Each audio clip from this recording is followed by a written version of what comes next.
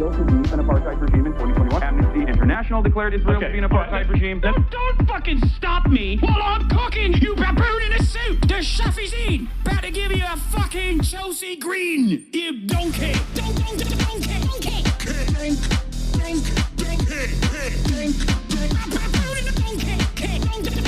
Listen to what I'm saying, and you will understand, perhaps, what I'm trying to imply. Patronizing.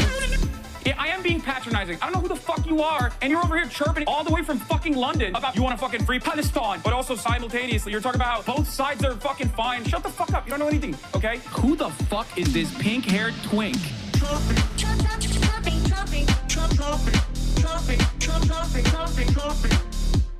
Dissolve the apartheid. So what would you like to see happen, Hassan?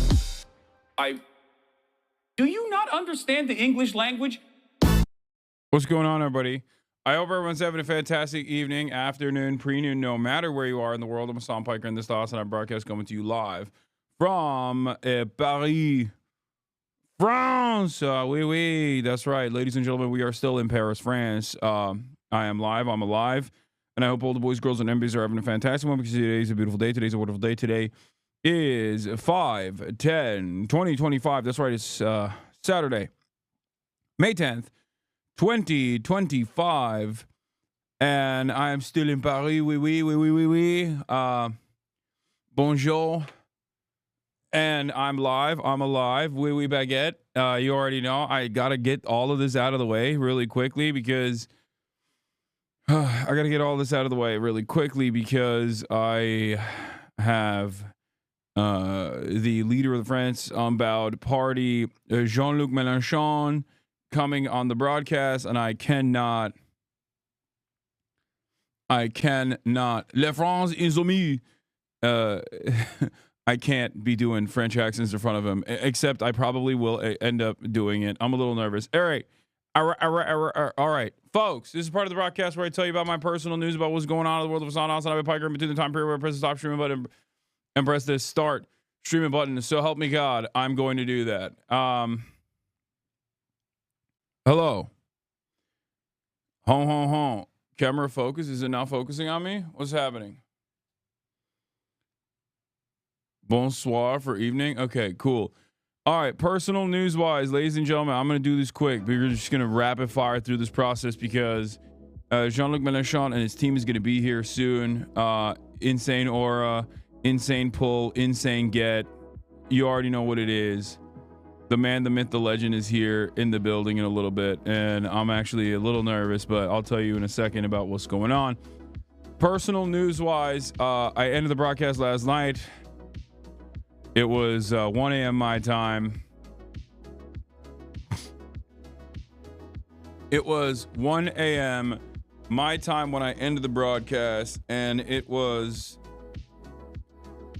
I didn't really sleep that much. I went to bed. I woke up again at like 5 and got my regular ass breakfast that was supposed to be petit déjeuner, but it's not déjeuner at all. I had a fat ass breakfast. Couldn't go back to sleep because my mom was adamant about taking us to go shopping in flea markets all around Paris. Saw a couple of Hasanabi heads out there. While I was in the process of purchasing stuff. And that's it. That's all I did. Bro missed Jason's birthday. Hate to see it. Yeah, bro missed Jason's birthday. Bro missed nephew become a man. Become a going from a sweet boy to a man. And the reason why bro missed him is because bro is in France. Okay, so anyway, hold on, folks. We're not done. Personal news-wise, what else took place? How are the baguettes? Incredible. The food has been incredible. I hung out with Lucas earlier today. That was great. Hung out with Squeezy a little bit. Saw the boys, you know. We had lunch in Le Palace Garden. It was very nice, a very nice oui. super excited about that as well. Some cool stuff coming out. I will be in France again, but that's for a different day.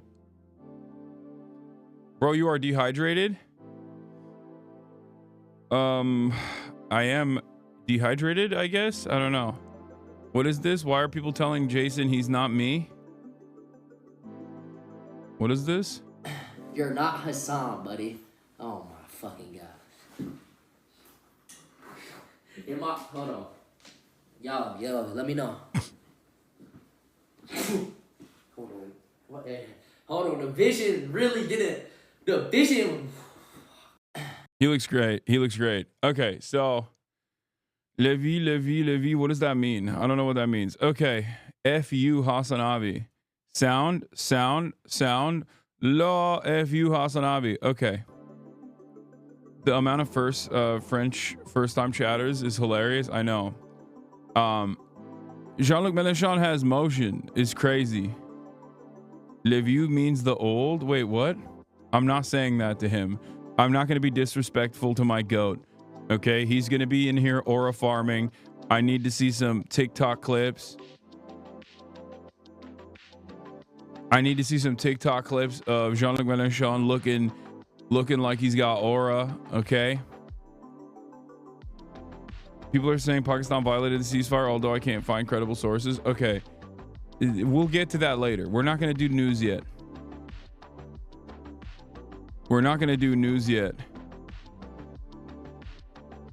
You're actually live at the time when French people are awake. Yeah.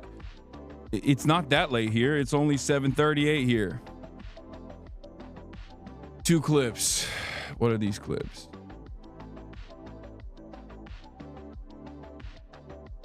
La première des choses. Okay, well, so here's the thing I'm gonna say, okay? Are you gonna go to any bougie food place while you're there? I have.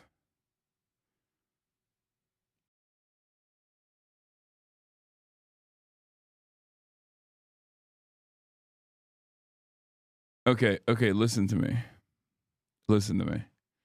Personal news wise, I took a 1-hour power nap before this, and I also showered really quickly before this. And this is going to be the jankiest. This is probably going to be the jankiest interview I've ever done. Cause like, I didn't actually do this. I didn't actually put this together with like, what do you call it? I don't have anybody here. It's just me, myself, and I. So bear with me. Okay. I am going to take this camera and place it in the middle of the living room when the team gets here. Okay. When the team gets here, and we're going to dive into a conversation with Jean-Luc Melenchon, leader of the France Unbowed Party, La France Insoumise. Am I saying it right? I hope I'm saying it right. He is he's one of the most popular, if not the most popular, French leftist politician. We're going to be talking to him about that. We're going to talk about sectarian infighting that takes place inside of the different left French parties under the new popular front coalition that was formed, and you know, the future of socialism, communism, leftist politics in France, what some of the major issues are in France for young French people, and what the Nationalist Party has done in terms of how they've been able to generate a lot of excitement around themselves, and a lot more. Okay.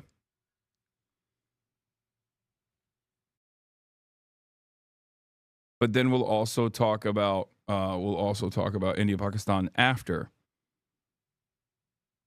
This is a real leader, no fun and games. I mean, we'll have some fun and games as well. Don't worry. There's no way that this will be a 100% super serious interview. It never is for someone like myself.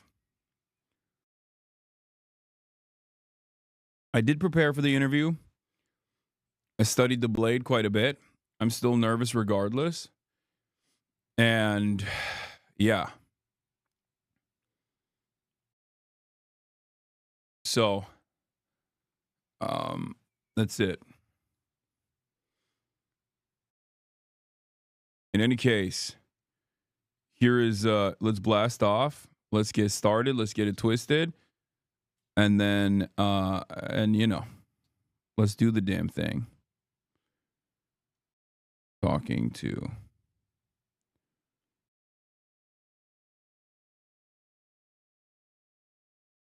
about the future of the left.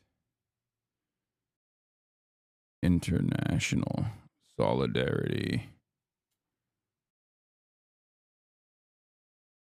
Future of the left in France. International solidarity. And Macron's undemocratic moves and more. Also, later, I will be covering India. You shouldn't mention China if you want to keep it chill. Wait, what do you mean?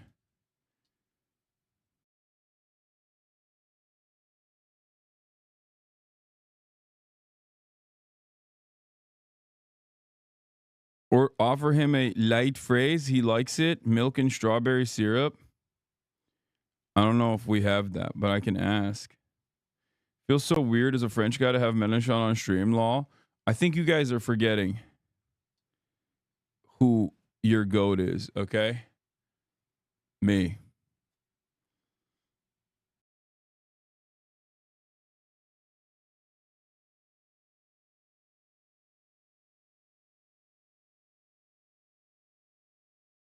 Okay, they're here.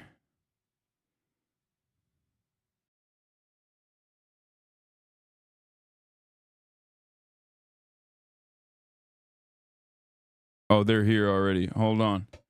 Oh, shit. Oh, God. Hold on. They're here already. All right. Oh, this is... All right. We're starting already. Let's go.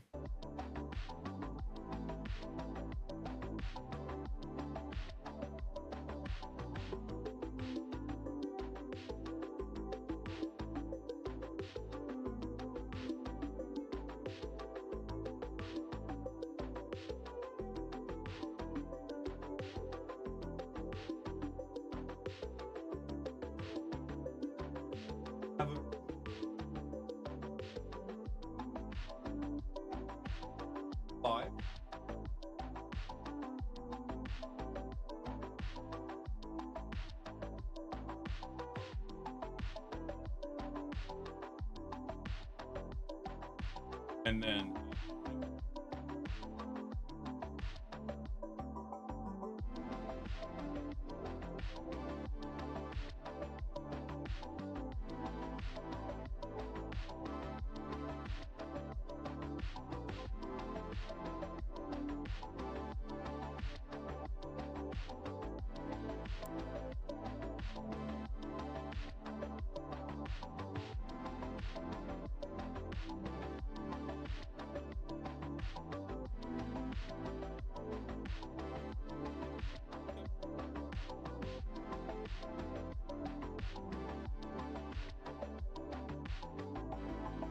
Yalla.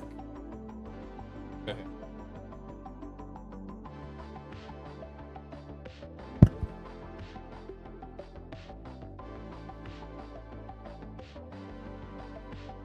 Wait 1 second.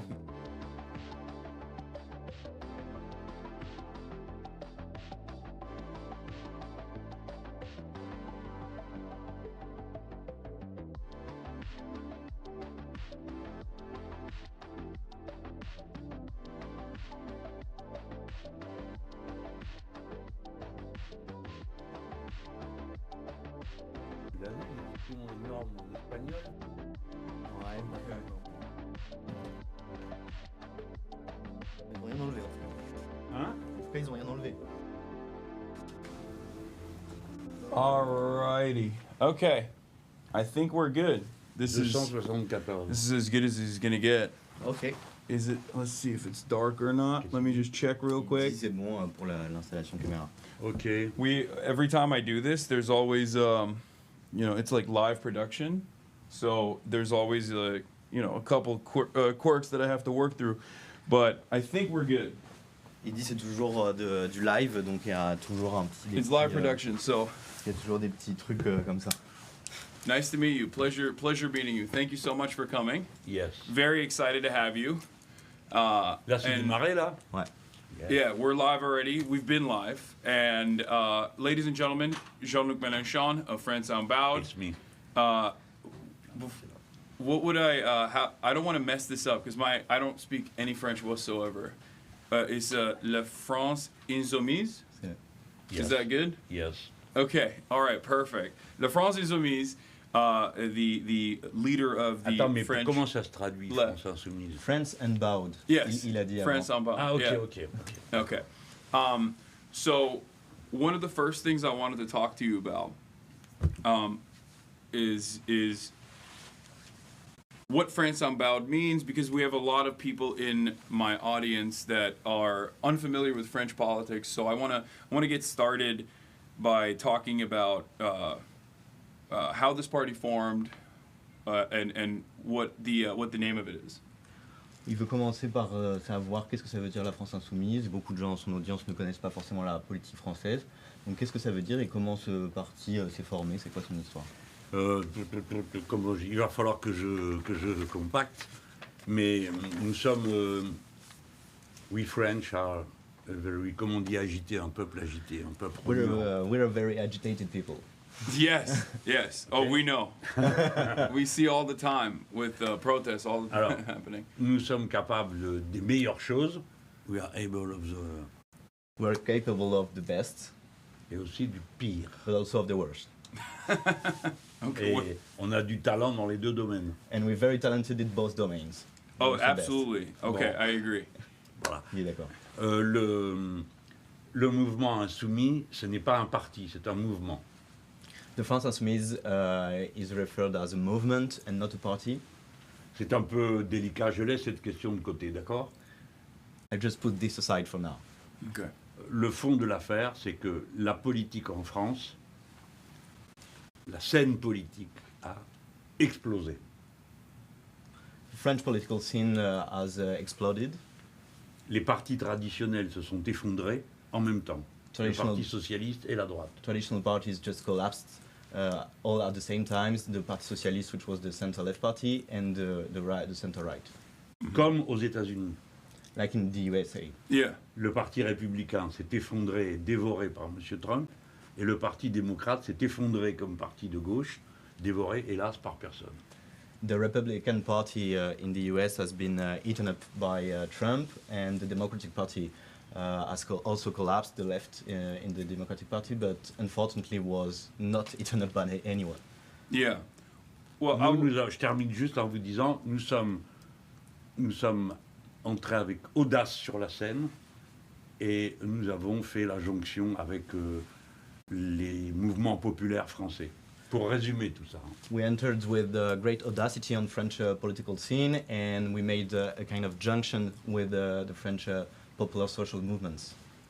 Okay, perfect. We have basically two right-wing parties in America, as you're aware of. On a en gros deux partis de droite aux États-Unis, comme vous le savez. Yes. Yeah, both of our parties are right-wing. Mais ça fait plaisir d'entendre dire ça. But it's cool to hear it from an American voice. Parce que moi j'ai dit, on me dit Monsieur Trump a gagné contre la gauche. On me dit pourquoi la gauche a perdu. Je dis la gauche n'a pas perdu, il n'y a pas de gauche aux États-Unis. Because I was asked like, why Mr. Trump won? Why did he won against the left? And I just said no, he didn't won against the left because there is no left in the Yeah. USA. Absolutely. So it's a movement more so than the traditional party system, is what you're saying. And I guess this brings me to my first question. What happened in the last election? Because it seemed like the left was able to get together with even center-left parties and create a new popular front. And for a brief moment, there seemingly was stability, and it brought a decent amount of. It brought a victory, but then it seems to me like Macron did something unprecedented, and did something undemocratic, as a matter of fact, in one of the most important countries for democracy historically, carrying on at least the liberal democratic tradition. So if you don't mind giving my audience a little bit more background into that, that would be wonderful.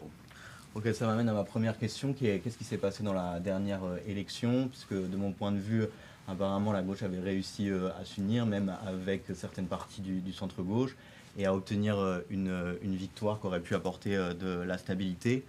Mais Macron a fait quelque chose de sans précédent et même quelque chose d'antidémocratique dans un des pays historiquement les plus importants pour la démocratie. Donc est-ce que vous voudriez bien expliquer un peu ça pour les gens qui regardent? Mais vous avez fait un résumé parfait de ce qui s'est passé.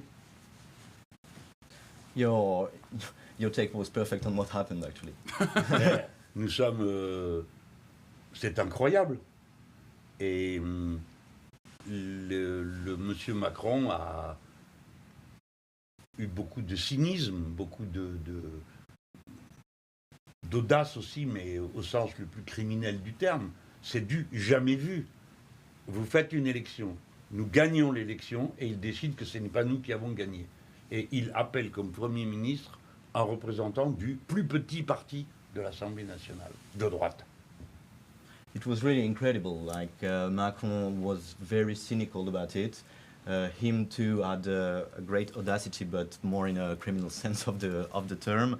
It was like never seen. Like you call an election, we won the election, and then Mr. Macron has called a prime minister who's a member of the smallest party in the French National Assembly.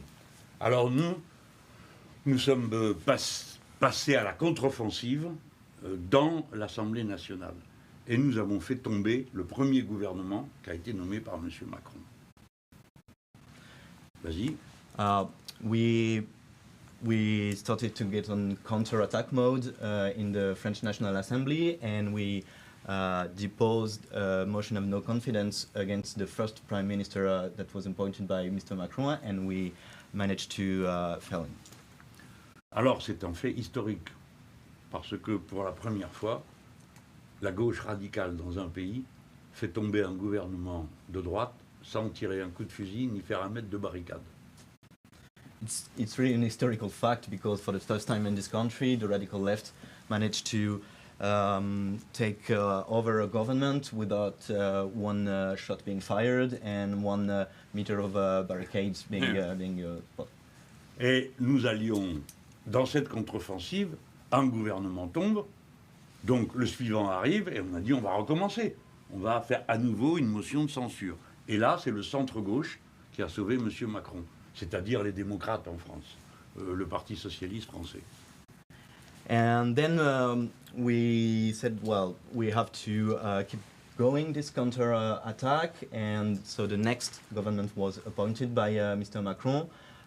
We decided that we should depose another motion of no confidence against him to also fail him.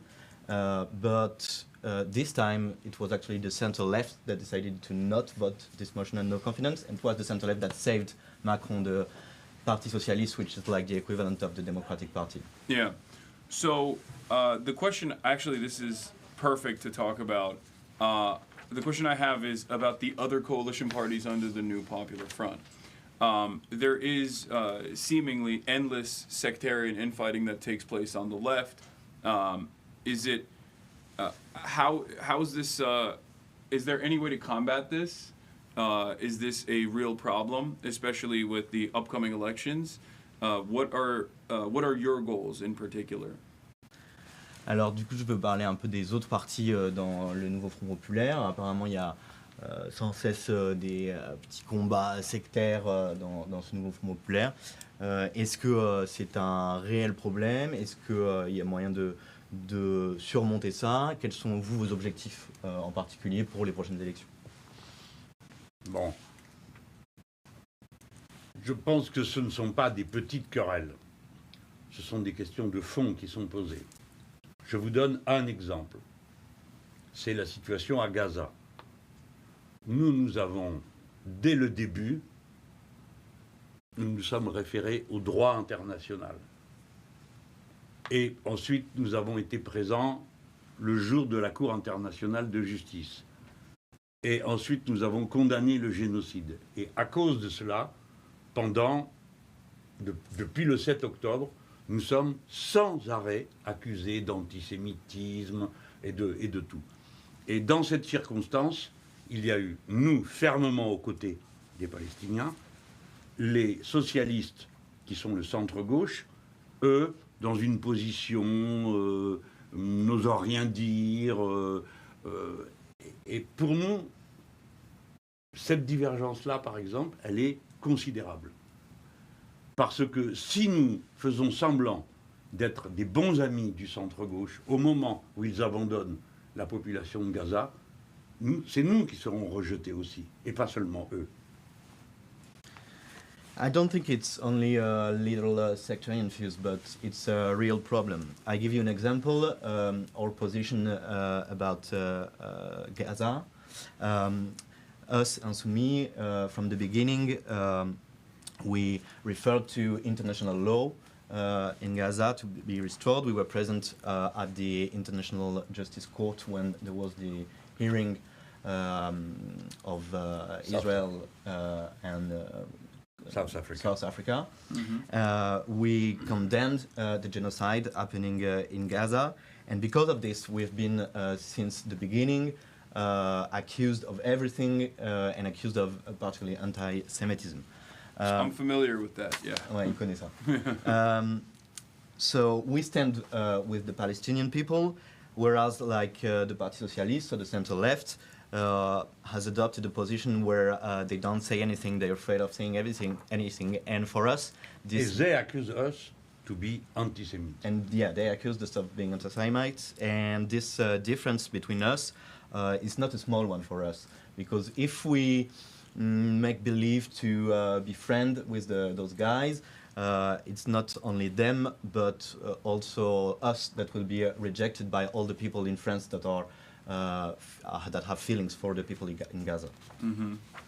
Absolutely. What are some solutions to that in terms of being able to whip the rest of the parties into shape in an effort to launch a united opposition once again when push comes to shove, especially with the very real threat of a nationalist party potentially coming into power? Quelles sont les solutions à ça? Est-ce que ça passe par essayer de reconstruire une opposition unifiée, en particulier par rapport au contexte de la menace réelle d'avoir un parti nationaliste qui arrive au pouvoir?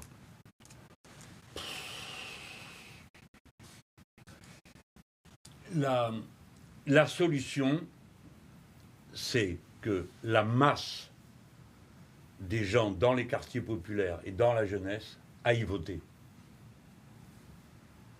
The solution resides in that the mass of the people in the youth and in popular working class areas go out to vote. Parce que l'union des partis ne suffit pas. Et dans ces partis, il y a des comportements qui sont considérés comme inacceptables par les milieux populaires, les milieux racisés, tu sais le traduire ça, les milieux de la jeunesse engagée politiquement, que ça dégoûte de voir ces partis. Et des fois qu'ils nous reprochent d'être alliés avec eux.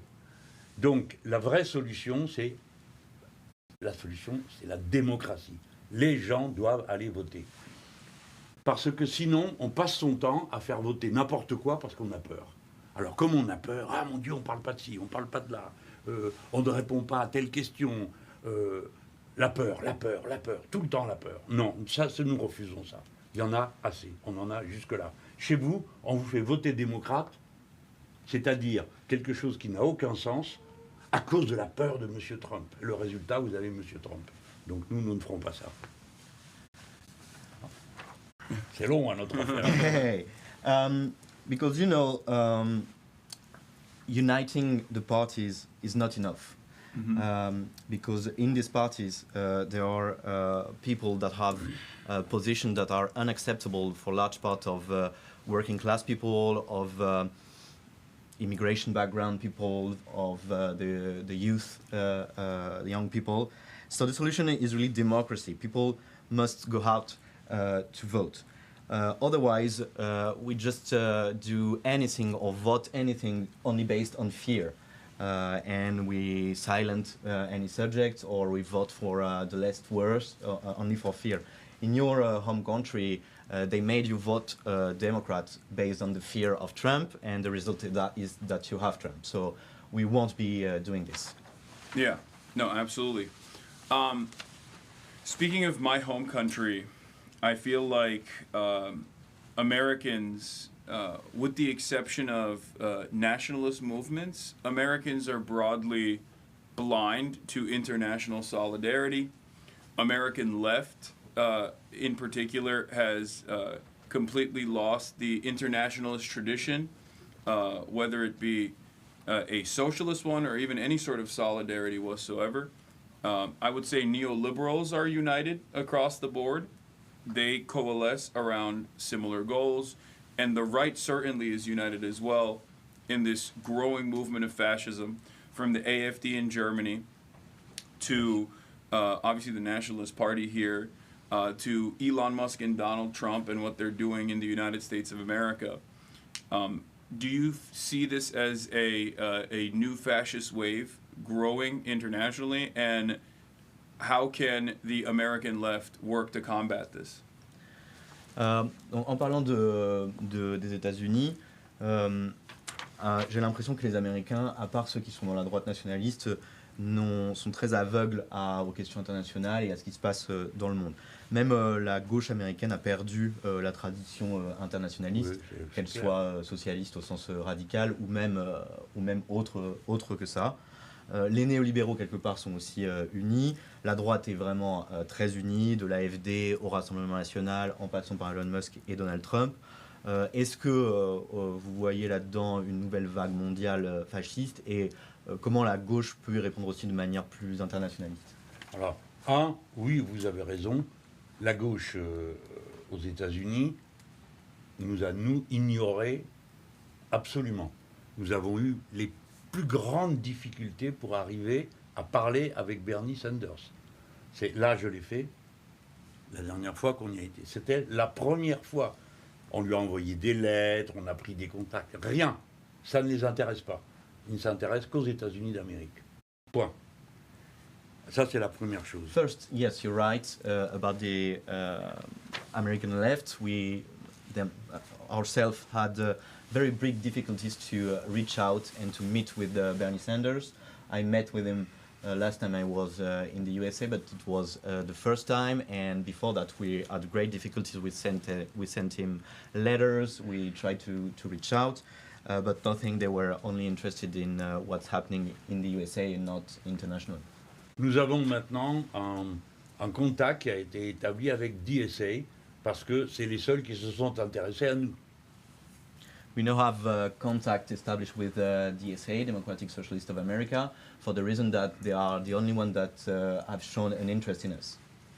Yeah. Bon, après, oui, il y a une vague européenne. Le reste, je ne peux pas en parler. Je ne sais pas en Asie comment c'est, en Afrique comment c'est. Mais en Europe, oui, il y a une vague fasciste. Et il faut bien comprendre pourquoi c'est comme ça. Yes, there is a European wave of fascism. I can't speak about what's happening in Asia or Africa because I know less. But in Europe, yes, there is a fascist wave, and you have to really understand why. Toute l'Union européenne, c'est des anciens partis, des anciens pays communistes, où toutes les structures sociales ont été détruites. Les structures sociales d'avant. The east of the European Union is only former communist countries where all the social structures of the past have been destroyed. Et dans l'Europe de l'Ouest, toutes les structures sociales ont été détruite ou en cours de destruction à cause des politiques néolibérales. And in Western Europe, all social structures have been destroyed or are being destroyed right now because of neoliberal policies. Il y a donc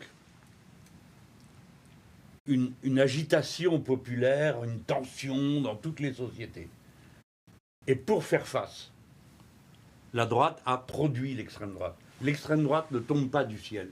L'extrême droite, c'est un projet, de l'argent, des dirigeants, des médias, et ils ont méthodiquement construit une extrême droite dans toute l'Europe. Pourquoi ? Pour diviser le peuple sur des bases racistes, religieuses, l'islamophobie.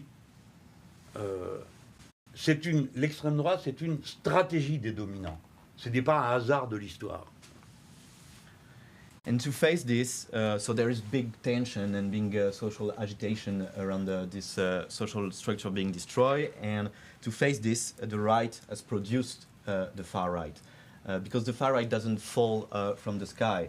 It has been built, it has money, it has its media, so it has been really constructed according to plan. And the plan is to divide the people on racial basis, on religious basis, with the growing Islamophobia in Europe. You have to see the far right as a strategy of the dominating people. Par conséquent, la riposte, ça consiste à travailler réellement pour gagner la confiance populaire. Et nous y sommes arrivés dans de très nombreux secteurs populaires de notre pays. Mais il faut travailler, pas parler. Il faut parler aussi, mais il faut aller porte après porte, toc toc toc, bonjour, nous vous proposons ceci, nous vous proposons cela. C'est-à-dire être présent et être dans les combats. La gauche institutionnelle ne fiche rien. Elle bavarde, elle dit des choses que personne ne comprend, et ça donne ce que donne ce qu'a fait Madame Kamala Harris. Elle parle à personne. To win this fight against the far right, you have to work in order to gain popular trust. So we managed to gain popular trust in some sectors of our people, but for doing this you have to work. You don't have to only talk, you have to go door after door, you have to be in the fights with the people. And here the institutional left does nothing. It's not in the fight with people, it doesn't work. It does something similar to Kamala Harris did, so that doesn't speak to anyone. Yeah. Et je veux juste terminer en vous donnant... Nous avons fait la preuve matérielle de ce que je suis en train de vous dire. Là, les quartiers où nous avons, porte après porte, fait réinscrire des gens sur le droit de voter, la liste électorale, c'est là que le Front populaire a fait ses plus gros scores et c'est là qu'a été acquise la victoire. À ces endroits-là.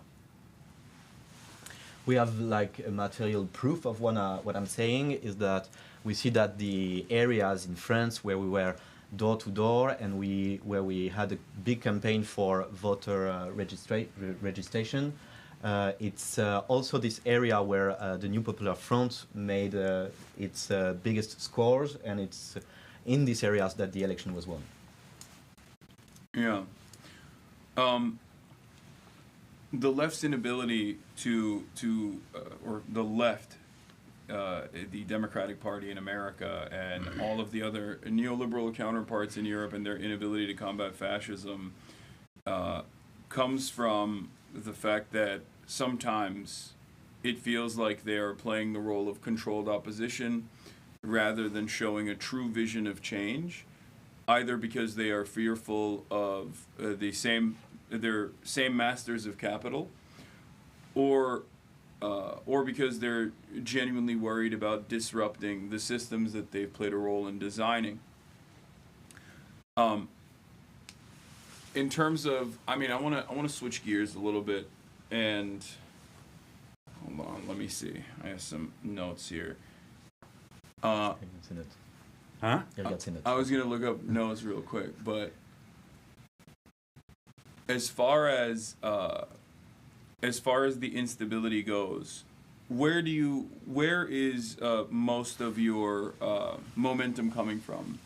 Because I hear that there's a lot of youth backing you here in France, and also working class background people as well. Would you say that's correct?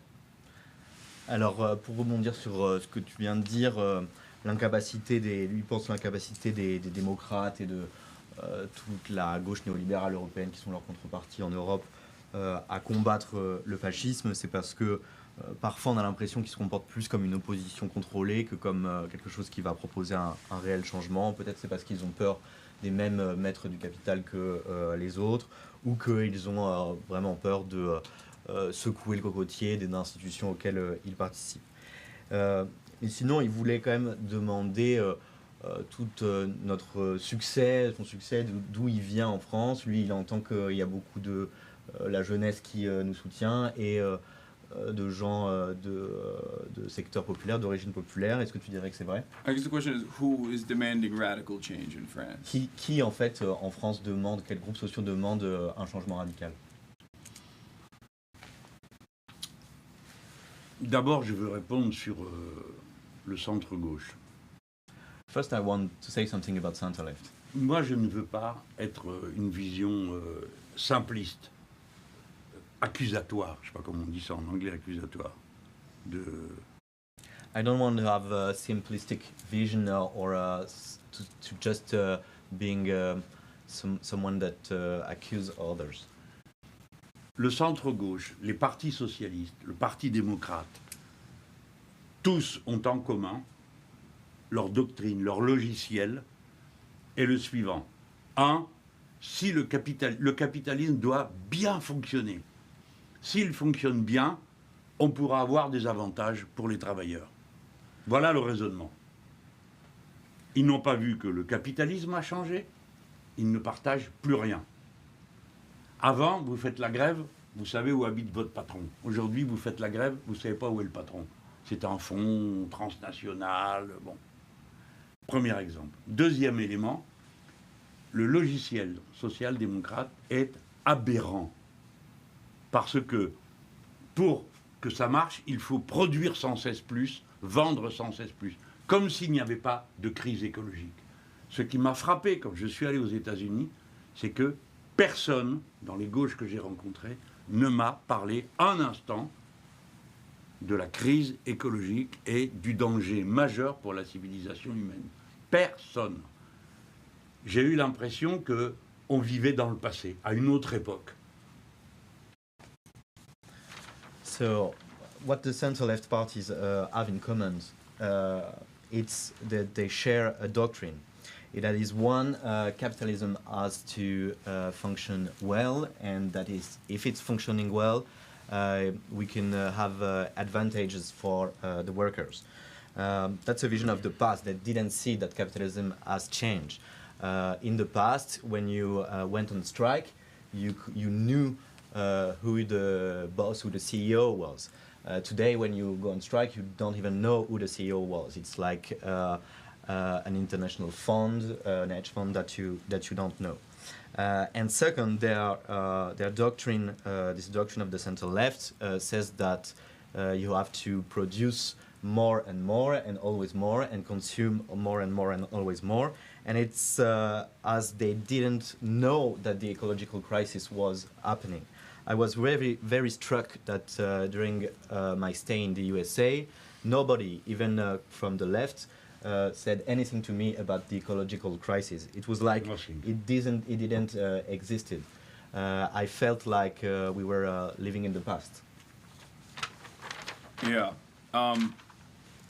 So that actually brings me to my second point that I wanted to ask. What are some of the biggest crises that the French population is facing right now, and how do you want to address that?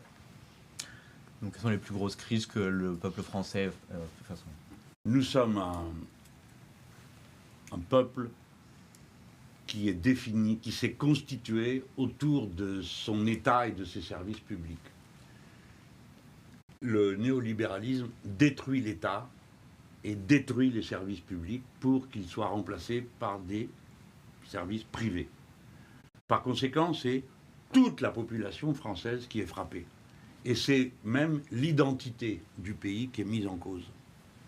C'est pourquoi la crise est si profonde et pourquoi il y a une colère qui est aussi répandue et des fois, elle porte sur tout. Prenons un exemple. En France, nous avions le meilleur système de santé du monde. Aujourd'hui, vous pouvez mourir à l'hôpital en attendant d'être soigné. Nous étions parmi les premiers pays du monde pour la santé des enfants. Nous sommes maintenant 23e sur 27 pour la mortalité infantile. Nous vivons une catastrophe du mode de vie, de la manière de vivre des Français.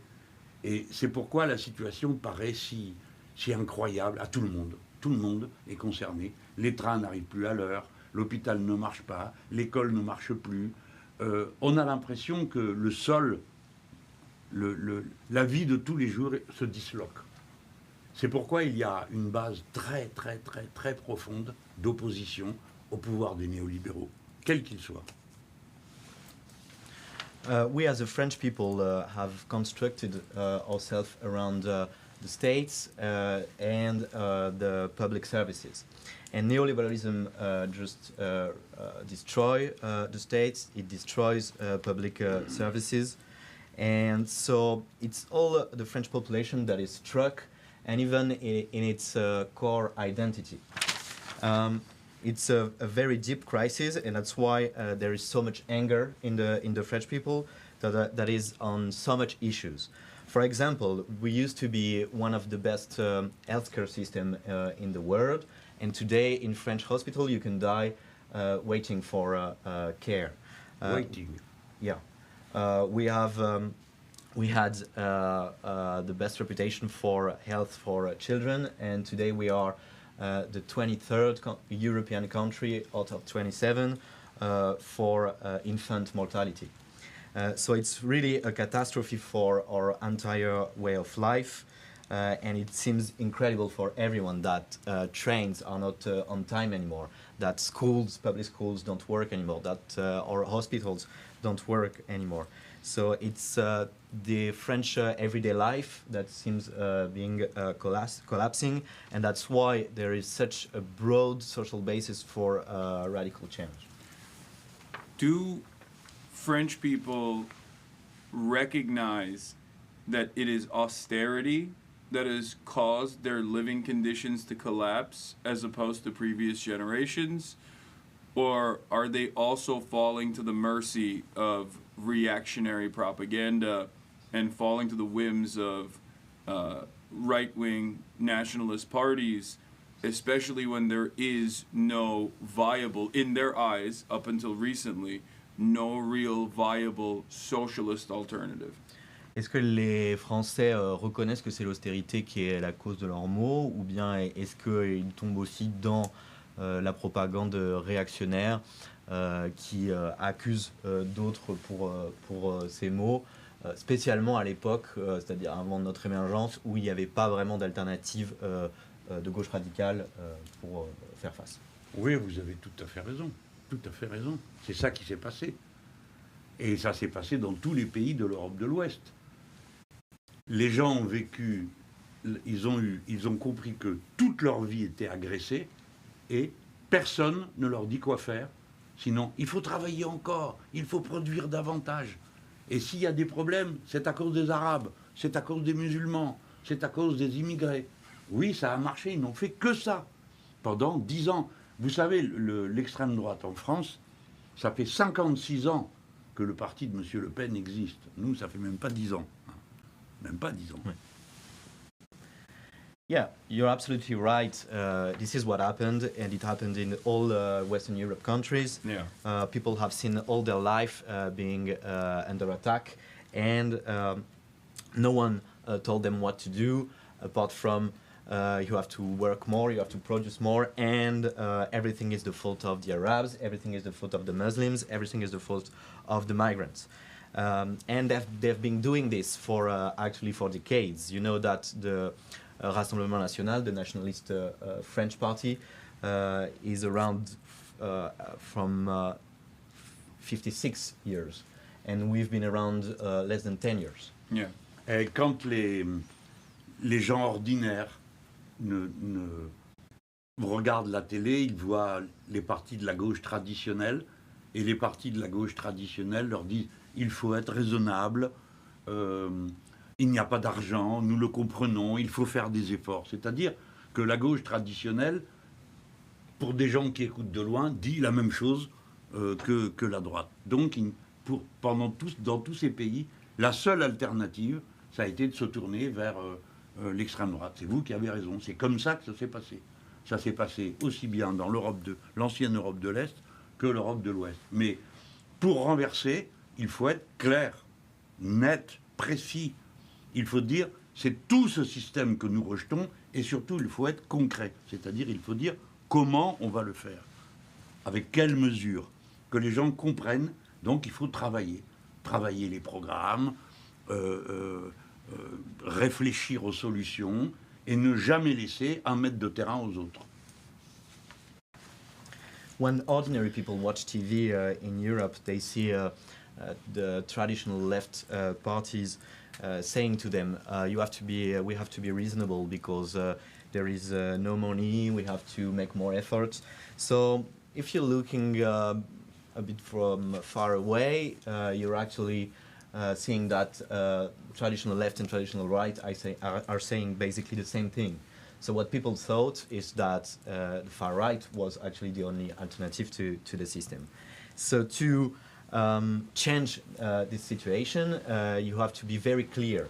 You have to be very clear that you are an anti-system, that you are against this system, and you have also to be very concrete in order to work on concrete propositions and to work on the program. Okay, I have a suggestion. It seems like France is becoming more like America. So here's a slogan. You just say, "Don't become like America." Il a une suggestion. On dirait que la France devient de plus en plus comme les États-Unis. Donc il nous propose un slogan qui serait « Ne devenez pas les États-Unis ». Oui, mais c'est pour ça que des gens comme lui sont importants. This is why people like you are very important for us. Pour nous. I try. Il essaye. Mais ça va le faire. But we're gonna make it. I hope so. J'espère. Bon, Okay. on a fait le tour là, non? Oh, by the way, we can keep going for as long as you guys want to. I don't want to keep you if you have any other commitments. Have you read my book? I have not yet. Je lui donne. So this is It's a my book that you gift. wrote. Thank you so much. This is a book that you wrote that you now translate to English recently, right? Am I getting that correctly, or is C'est ça, this? c'est un livre que tu as écrit qui a été traduit récemment en anglais. Oui, et Yeah. qui vient. C'est pour ça que je suis allé aux États-Unis. That's why you went to New Yeah. York. So that's what I was going to ask you about. So they say you're an incredible orator and you love talking. I do too. And a lot of my friends that actually listened to your speeches, they loved it. They thought it was amazing. But let me ask you, what was the most surprising thing about your visit to America? Qu'est-ce qui était le plus surprenant quand tu as visité les États-Unis? Avant ça, il a dit que tu étais un super bon orateur. Non, mais il n'assumait pas. j'ai juste vu New York, quelques rues. Dis-lui. I only saw New York City and not a lot of streets even of New York City. Je vous parle franchement. Honestly. Pour moi, les États-Unis d'Amérique, c'est. Là deviennent tous nos ennuis. For me, the United States of America is the place where all the troubles come from. Et It's true. c'est la deuxième fois que j'y vais. The second time that I was there. Yeah. La première fois The first time I was like, Uh-huh. et la deuxième, je suis obligé de l'avouer, and the second time, I have to confess, ça m'a plu. I liked it. Oh, okay. New York. Okay. Just New York. What was Je connais it? pas le reste. What did you was it the food? Did you have anything crazy when you were there? Est-ce que c'est la nourriture qui t'a plu? Est-ce que tu as eu des trucs de Ah fou? non, la nourriture. No, not the food. Non, mais il y avait des très bons restaurants italiens et français. They were New very, York. they were very, we found very good Italian and French restaurants in New Mais York. personne ne va au magasin à New York. But no one goes to the stores in New York? No. On n'arrête pas de livrer des colis partout. It seems like everything is being delivered everywhere. Yeah. That's what It's happens very when you strange have for us. That's what happens when you have a servile underclass that is a part of the gig economy because there's no jobs.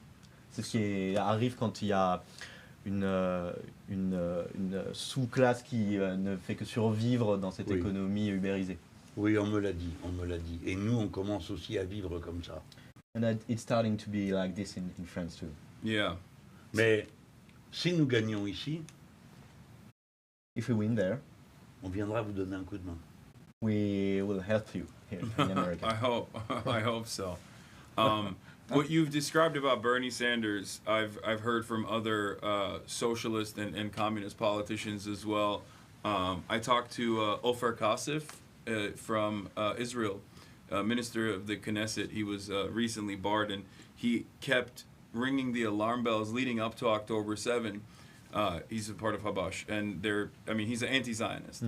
And one of the things that he brought up to me was exactly what you said, where he was trying to reach out to Bernie Sanders' office ahead of time, talking about the escalating attacks in the West Bank and how much that was most likely radicalizing the people in Gaza and how that would most likely create retaliation before October 7.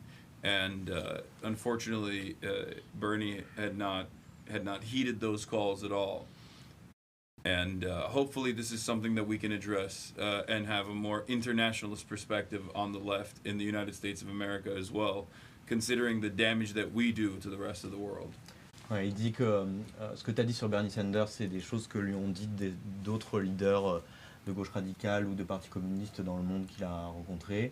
Et là, il parlait d'un député de la Knesset qui est membre du Parti communiste israélien, donc qui est antisioniste, et qui, dans les années avant le 7 octobre, avait essayé comme nous, avait essayé de rencontrer Bernie Sanders et tout, et surtout avait une analyse qui alertait sur le fait que l'agressivité grandissante d'Israël à l'encontre des Palestiniens dans la Cisjordanie allait aussi créer des répercussions et des répercussions qui pouvaient être terribles, comme l'a été le 7 octobre, mais bon, il n'avait pas réussi à contacter Bernie Sanders, ce qui est dommage à son avis. Il espère que la gauche américaine pourrait surmonter ça, devenir plus internationaliste dans le futur. Mais vous avez quand même de la chance aux États-Unis parce que la communauté juive américaine est restée une communauté ouverte, avec des contradictions, avec des points de vue différents, des fois des chocs. Et donc, il y a eu la possibilité d'entendre une parole de la communauté qui ne partage pas le crime. Et ça vous permet plus facilement d'expliquer que ce n'est pas la même chose, juifs et israéliens. Ce n'est pas la même chose. Et que on peut donc arriver à vivre plus normalement dans nos pays. Nous, en France, malheureusement, il n'y a eu qu'un seul point de vue. Tous ceux qui étaient contre ce qui se passait à Gaza ont été qualifiés d'antisémites. Point final. Et aucune discussion possible avec quelques secteurs de la communauté, quelques organisations courageuses, mais très petites et surtout très persécutées. Et il y a eu un blackout sur toute opposition à ce qui se passait à Gaza. Et maintenant, ça c'est la première chose que je veux lui dire. One chance that you have in the USA, I think, is that the Jewish community in the USA has stayed an open community with a lot of contradiction inside it, different points of views, and there was the possibility in the USA to hear a Jewish point of view against the crime of Netanyahu in Gaza. And so it was easier to explain to everyone that Jewish and Israeli are two separate and different things. In France, there was only one point of view that was accepted, and everyone that was against the crime in Gaza was called an anti-Semite. There are only in the French Jewish community small and very brave organizations that oppose the crime, but for the rest it was kind of a blackout on the opposition of the Netanyahu crimes in Gaza. Et la deuxième chose, c'est que beaucoup de politiciens se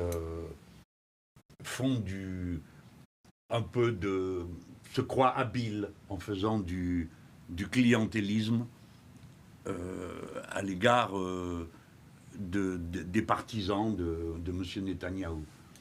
Donc ils se disent faisons attention, ne nous affrontons pas. Bon, et ils ratent une occasion d'éducation populaire de masse. Parce que dans notre pratique à nous, nous considérons que toutes les crises sont des occasions d'éducation populaire de masse. Et pour résumer notre stratégie, je vais me référer à Chavez, je pense que ça va me valoir quelques ennuis dans votre pays. Et lui disait, nous ne construisons pas un parti révolutionnaire. Nous construisons un peuple révolutionnaire.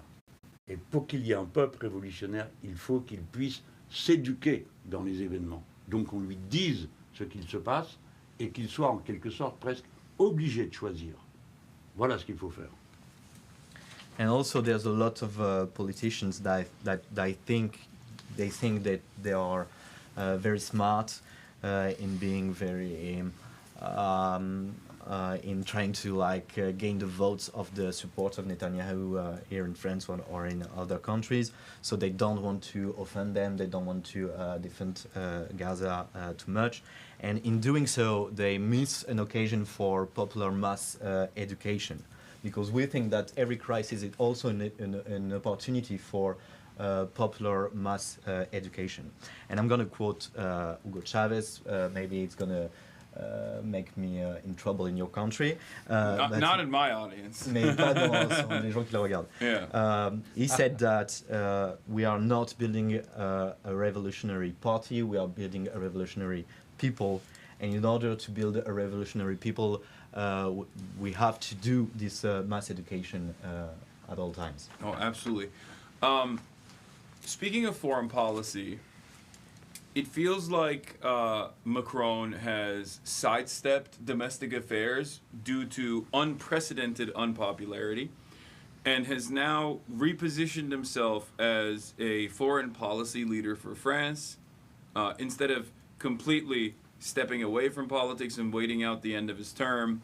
He's now seemingly making himself more present in the international stage as he speaks out against Donald Trump and offers support to Ukraine, even saying things such as potentially sending troops to Ukraine.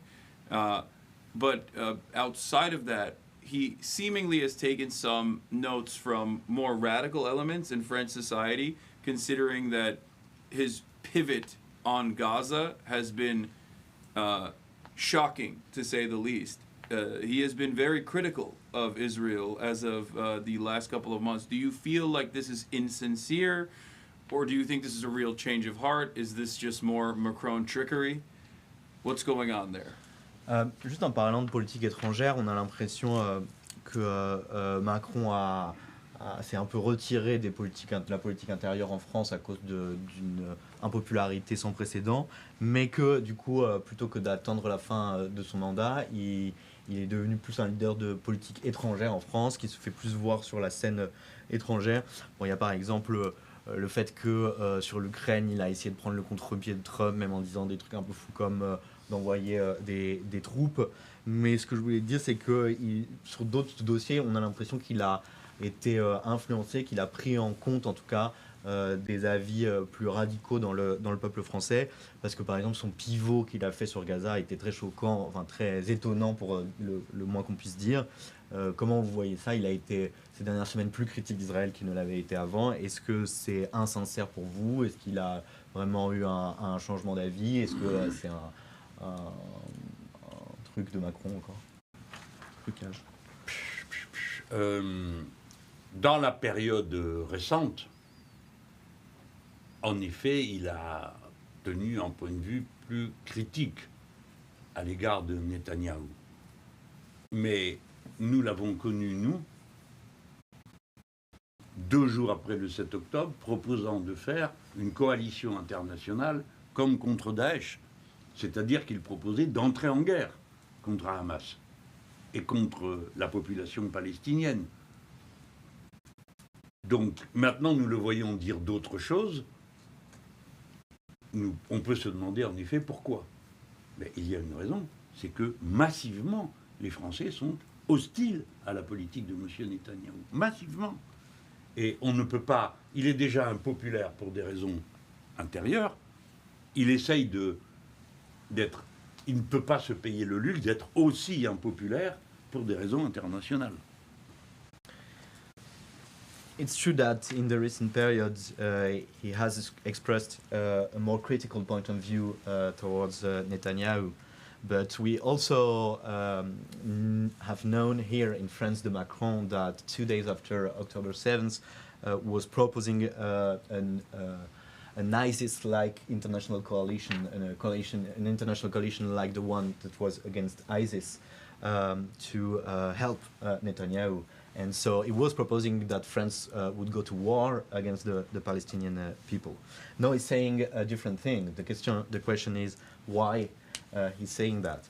And there is a reason, is that the French people are massively hostile to Netanyahu international and policies in Gaza. So Macron, that is already really unpopular for domestic reasons, does not have the luxury to be on top of that, unpopular for international reasons. Yeah. Mais l'Europe tout entière est couchée devant Trump. Ils gesticulent, ils parlent un peu, mais ils ne font rien. Et ils ont décidé de voter des budgets d'armement au niveau où Trump avait exigé qu'ils les votent. Par conséquent, le président Macron n'a aucune influence sur cette situation.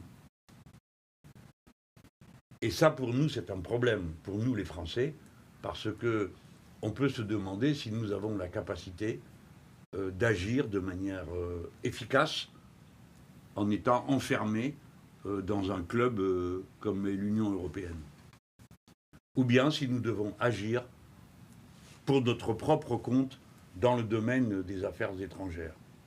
Parce que vous savez, en Europe, il y a un ministre des Affaires étrangères, mais il n'y a pas de politique européenne commune sur les affaires étrangères. Deuxièmement, il y a un commissaire chargé de la défense pour l'Europe, mais ça ne fait pas partie des compétences de l'Union européenne. Donc tout ça est une ambiance absolument irréelle. Il reste que les États de l'Europe veulent être membres de l'OTAN et font ce que Trump leur dit de faire. Est-ce que vous vous rendez compte que M. Trump a menacé 2 de nos amis et alliés de toujours, le Mexique et le Canada, et personne n'a rien dit? M. Trump menace d'envahir le Groenland, qui normalement appartient à un pays de l'Europe, et personne ne dit rien. Tout ça est une comédie. But you have to know that all European Union states have been really submitted to Trump. They talk a little bit, they agitate themselves a little bit, but in the end they really submitted. Because they decided to vote for a budget fund, for arms fund, at the levels that are the demands of Donald Trump. And Macron doesn't have any influence on this situation, which is a problem for us French, because we have to ask ourselves, are we able to act in an effective way being inside a club like the European Union? Should we act for our own self when it comes to international affairs? Because in Europe there is a kind of ministry for international affairs, but there is no common policies for international. There is a commissioner, a guy in the European Commission for Defense, but there is not a common defense policy in Europe. So that doesn't make any sense. But European states, bottom line, want to be a part of NATO, and so that's why they submitted to Donald Trump. One example is that Donald Trump has threatened 2 of very good friends and allies of Europe, which are Mexico and Canada, and no one spoke up in Europe. This is incredible. Donald Trump threatened Greenland, which is supposed to be a part of a European Union country, Denmark, and no one really spoke up in Europe. Yeah. No, there's no sovereignty for European nations as long as the NATO regime exists in the ways that it does. There's no sovereignty for European nations as long as America keeps dominating Europe. And I feel like this is something that right-wing parties, reactionary parties actually identify and criticize, even if they have no interest in breaking through that hegemony. But they will use that, as we've seen, as the right-wing parties did in the UK, where they talked about British sovereignty and how they must exit, they must do a Brexit, they must exit the European Union. Or even, I think, Maloney, when she was running, spoke out against the European Union and, of course, very quickly reaffirmed her position as being pro-NATO once she actually won power in Italy. But, of course, given the history of NATO, a right-wing fascist would be very, very accepting of NATO control in her country, considering that that's how they got any motion in Italy to begin with. But yeah, this is an angle of attack. The way to communicate on this could be from the perspective of sovereignty for European nations and independence. C'est vrai, donc il dit, de son point de vue, il ne peut pas y avoir de réelle souveraineté pour les nations européennes tant que l'OTAN existe sous cette forme, et il ne peut pas y avoir de réelle souveraineté pour les nations européennes tant que l'hégémonie des États-Unis existe sous cette forme. Et il a l'impression que ce problème de souveraineté est aussi une brèche à l'intérieur de laquelle des partis nationalistes se sont engouffrés, même si à la fin ils n'ont pas vraiment d'intérêt pour briser cette hégémonie. Ils vont prendre quand même ce thème de la souveraineté, comme l'a fait l'extrême droite au Royaume-Uni, par exemple, au moment du Brexit.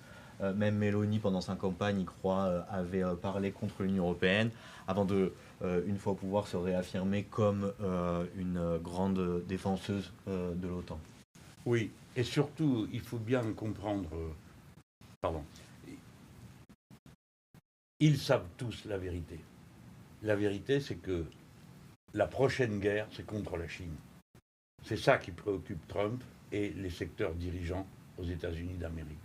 Et donc, ils préparent tous, ils écrivent, ils font des résolutions dans le Parlement européen, ils signent des textes dans le cadre de l'OTAN ou des rencontres internationales qui toutes désignent la Chine comme adversaire.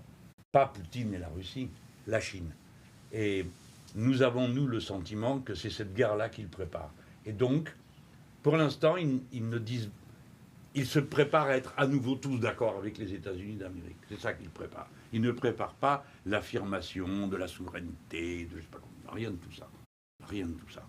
Ils sont en train de préparer comment ils vont être avec les États-Unis d'Amérique contre la Chine, point final.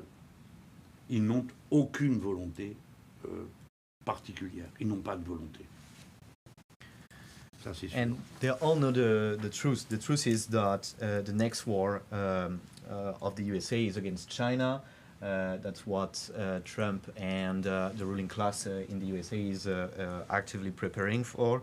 And, et les démocrates sont d'accord. And the Democratic Party also agrees with this. And so the European leaders are all preparing for this. They are voting resolution in the European Parliament against this. They are signing text in NATO meetings or international meetings that are all appointing China as the opponent, not Putin and Russia, but China. They are actually preparing themselves to be once again in accordance, to agree once again with America. They are not preparing themselves for sovereignty or anything else. They're preparing themselves to be against China with America. They have no proper will. Yeah, that's actually really interesting because there is also economic warfare where Europe is the biggest, out of all of the Western powers, out of all of the global North nations, European countries are stuck between China and America and stand to lose the most from America's ambitions against China. Instead of trying to cut new deals with China and find a new way to engage in global cooperation, it seems like Europe is willing to take economic damage in the short term with the hopes that American hegemony will continue. C'est aussi la question de la guerre économique. L'Europe est une région du monde qui en fait est coincée entre les États-Unis et la Chine et qui a le plus à perdre en fait de la guerre économique entre les États-Unis et la Chine. Et on a l'impression que les Européens, au lieu d'essayer de négocier eux-mêmes d'autres ou de meilleurs accords avec la Chine ou de s'engager dans une autre coopération commerciale dans le monde, est prête à accepter de prendre des coups sur son économie dans l'espoir qu'à long terme l'hégémonie américaine va continuer. Dis-lui qu'il est le premier Américain que j'entends qui dit des choses sensées. You're the first American person he hears that says sensitive things. I mean, it's true. Et nous sommes absolument d'accord We are in complete accordance sur ce qu'il vient de dire. on what you just said. Et nous pensons, je pense pour ma part, que les démocrates étaient plus sournois. Non, disons plus enjôleurs. He's saying that the Democratic Party was more, I don't know how to traduce this word, they're more like What's the word? Kind. sournois, With the European. more like kind of, I don't know how to say that. They have not a brutal approach, but they have more kind of soft approach to the Soft-handed. China Mais problem. Trump est ouvertement en train de vassaliser l'Europe. Trump is openly making Europe his vassals. Oh yeah, absolutely. Il dit, vous allez tous mettre 5% de votre richesse pour acheter des armes. He says you have every one of you have to put 5% of your GDP to Yeah. buy arms, C'est pas des armes françaises qu'ils vont acheter. but they're not going to buy French arms. Ils vont acheter Yeah. des armes They're américaines. going Oh, to of buy course. American, Des F-35. arms like F-35. Yeah. Il n'y a pas Ouais, un ouais. F-35 qui décolle simplement si les États-Unis ne veulent pas. But F-35 fighter jets, to take this example, cannot work if the American president does not agree. Eh Yeah. bien, aussitôt, Madame von der Leyen a fait voter un budget global de 850 milliards d'euros. C'est exactement la somme demandée par Trump. And Ursula von der Leyen, who is the president of the European Commission, has put to vote an 800 billion plan for armament in Europe, which is exactly the sum that was asked by Donald Trump. Nous sommes même autorisés à faire des nouvelles dettes We are even authorized to do new debts pour for acheter this, des armes. to buy arms. Yeah. Alors, est-ce que vous vous rendez compte le cynisme, la brutalité de ça? This is very cynical, very brutal. On ne peut pas faire de dettes ou avoir de l'argent pour l'éducation, pour la santé, pour les arts, pour la culture, mais pour des armes, oui, et beaucoup, beaucoup, beaucoup d'argent. We are not authorized to make new public debts for healthcare, for education, for culture, for arts. But for arms, yes, and we are authorized to spend a lot of money. C'est pourquoi vous avez raison, les Européens sont déjà prêts à obéir. Mais ils vont se laisser entraîner dans un affrontement avec la Chine qui n'a pas de sens, parce que le futur, c'est de discuter avec les Chinois, d'avoir un accord avec eux, de négocier. Ça n'a pas de sens de s'opposer à la première nation productive du monde dans un choc militaire. Ça n'a pas de sens. Pourquoi est-ce qu'on va faire ça? Pourquoi? Quel est le problème avec la Chine? Monsieur Trump vient et il se comporte d'une manière incroyable. Il dit, vous allez nous acheter davantage. On croyait que c'était le libre marché. D'où il a eu l'idée qu'il va nous obliger à acheter quelque chose, des Américains. Mais qu'est-ce que vous produisez qu'on peut vous acheter, à part des armes? But you're absolutely right that the European leaders are already ready to obey. They are going to let them be thrown in an opposition with China that doesn't have any sense for Europe. For Europe, the future is rather to negotiate, to reach a deal with China, because China is the first productive power. So a military opposition with them just doesn't have any sense for Europeans. Donald Trump wants to make us, to force us to buy stuff from America. But wasn't America for free trade and free competition? And what does America produce that we can buy? Like Guns. Guns, yeah. And salmonella chicken.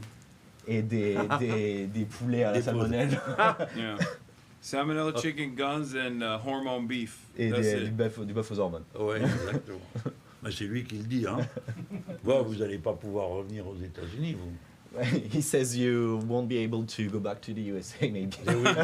Trump will send you to Guantanamo. We shall see. That is actually a real worry. They have started detaining American citizens as well at the border. I'm an American citizen, but they look through your phone and everything. We don't have a constitution before you enter the border. So that's a real fear that I have right now as I return tomorrow to the country. En fait, c'est vraiment une inquiétude qu'ils ont parce qu'ils ont commencé maintenant, ce qui est exceptionnel, à détenir des citoyens américains aussi à la frontière, à fouiller leur téléphone et leur matériel électronique parce que, en gros, ils ont utilisé l'argument que même les citoyens américains, comme lui qui est citoyen américain, n'ont pas leurs droits constitutionnels avant d'entrer, avant de traverser la frontière, donc ils peuvent. Donc c'est en fait une inquiétude qu'il a pour. They're gonna see this in my bag and say radical. Ils vont voir ça dans son sac, ils vont dire, Mais quand nous avons été à New York, ça nous a beaucoup impressionnés. Moi, j'avais l'impression de me retrouver dans un petit peu, vous voyez, plus ou moins l'ambiance de l'URSS avant. Les gens, des Français, avaient peur de venir aux réunions où je me trouvais. Et ils nous ont envoyé des messages pour dire nous avons peur d'être expulsés ou d'être arrêtés, nous ne venons pas, mais nous vous aimons beaucoup. Mais jamais je n'aurais imaginé voir une chose pareille aux États-Unis d'Amérique. Jamais. I was very impressed in New York. It reminded me a bit, not entirely, but a bit of the atmosphere that were in USSR actually, because like when we did like a meeting with French from France Insoumise living in New York, there were a lot of people that were afraid to come, French people that were afraid to come, that sent us message to say that they wouldn't be attending because they were afraid of being spotted and then detained and deported, etc. etc. Yeah. No, that's real. That's a very real thing. 1,700 students had their visas revoked for protesting against Israel or for other erroneous reasons like parking tickets. But very incompetently, a lot of those visas were restored immediately afterwards. 1,700. 1700 visas, ils ont révoqué quand même d'étudiants à cause d'activités dans le mouvement pro-Palestine ou pour des faux motifs comme des trucs de parking, des contraventions parking. D'accord. Oui, mais dans toutes les dictatures, c'est comme ça que ça se passe. Hein. Ça paraît très curieux. Enfin bon, bref, ok, oui. C'est tragique de voir ça. C'est tragique. It's very tragic to see this. Yeah. Et vous savez, quand on parlait avec les Canadiens, dis-lui ça, les gens étaient scandalisés de voir que personne ne réagissait à la menace d'agression. When we spoke with the Canadians, people were really outraged to see that nobody was really reacting to the threat of invasion of Canada. Yeah. Et quand M. Trump dit qu'il veut faire intervenir l'armée au Mexique, l'armée américaine au Mexique, c'est incroyable. Je crois qu'il n'a jamais lu un livre d'histoire. When Mr. Trump says that he wants the U.S. Army to intervene on Mexican soil, it's really incredible. I think he never read any storybook. Peut-être qu'il ne sait pas que les États-Unis ont déjà volé la moitié du Mexique. Maybe he doesn't know that the USA already stole half of Mexican territory. Et les gens sont comme ça, de rage. And people are really enraged in Mexico. Yeah. Yeah, America's become a belligerent bully on the global stage. And one thing I always try to stress, because people will say, Hasan, you're anti-American. And the thing that I always try to explain to them is that there is a different way, there is an alternative, and that all of this war and destruction is not even beneficial for the American working class. Even if it was, it still would be immoral and abhorrent. But on top of that, it's simply profit seeking for the sake of profit seeking for owners of capital, rather than any sort of redistributive policies that end up making its way to some of the poorest aspects of American society. And I feel like a similar structure here in France is also ever present.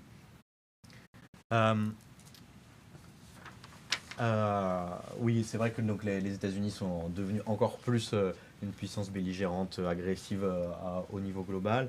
Et souvent, pour répondre aux gens qui me disent Hassan, tu es anti-américain, je leur dis non, mais il y aurait une alternative à ça, c'est pas la seule façon d'être américain. Toute cette guerre et cette destruction, en plus, ne profite même pas à la classe ouvrière américaine. Je veux dire, même si ça profitait à la classe ouvrière américaine, ce serait toujours immoral. Mais en plus de ça, tout est aspiré pour de profit de certains capitalistes et rien ne revient dans une redistribution dans la société américaine. Mais c'est insupportable comme accusation. Parce que moi non plus, je ne suis pas anti-américain, ça n'a pas de sens. J'aime la littérature américaine et je me suis formé mon esprit en lisant de grands auteurs nord-américains. Bon, je regardais du cinéma américain, je connais des personnes et je suis sûr que les États-Unis d'Amérique, c'est pas Monsieur Trump et tous ses clones, et 400 millions de clones de Trump, nous le savons. Mais il n'y a pas de voix. On n'entend pas quelqu'un, un Américain, dire « Écoutez, nous n'avons rien à voir avec tout ça. Nous respectons le Danemark, nous respectons le Canada, nous respectons le Mexique. Nous n'avons pas l'intention d'obliger les Européens à nous acheter quoi que ce soit. » Une parole libre ça nous rassurerait, ça nous ferait du bien. Et en même temps, ça faciliterait l'internationalisme. Mais vu de loin, on a l'impression que aux États-Unis, il y a Monsieur Trump, quelque part des gens qui ne sont pas tout à fait d'accord, mais c'est tout. Et on ne sait pas pourquoi. On ne sait pas pourquoi. Ça, c'est insupportable. C'est comme si on est contre M. Netanyahou, donc on est antisémite. Si on est contre M. Trump, alors on est anti-américain. C'est une simplification grossière qui empêche de penser.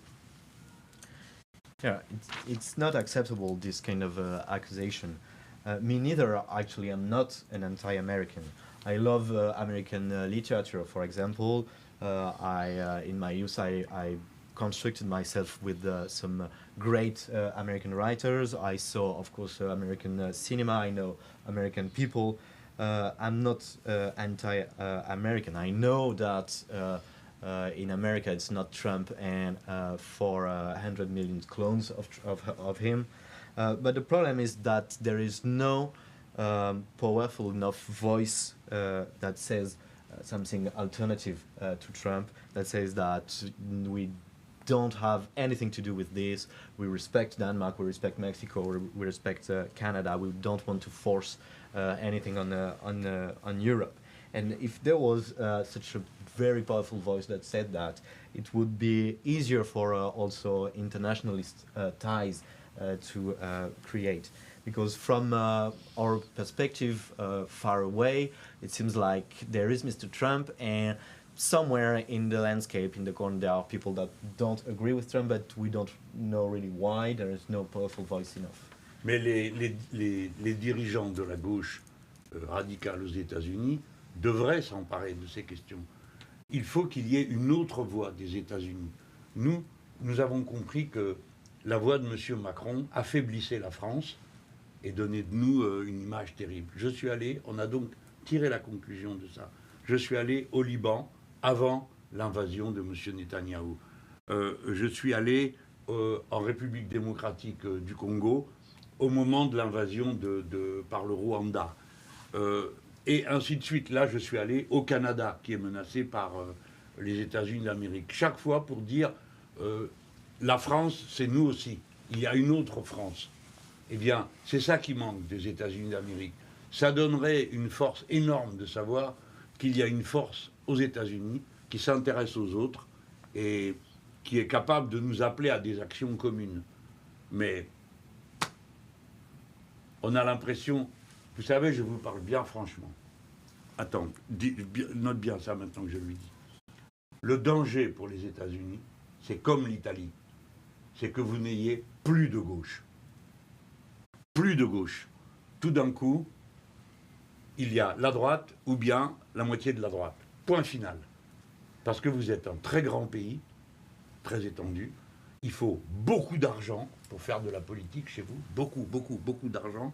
Et votre système médiatique, qui est plus libre que le nôtre, joue le jeu des milliardaires aussi.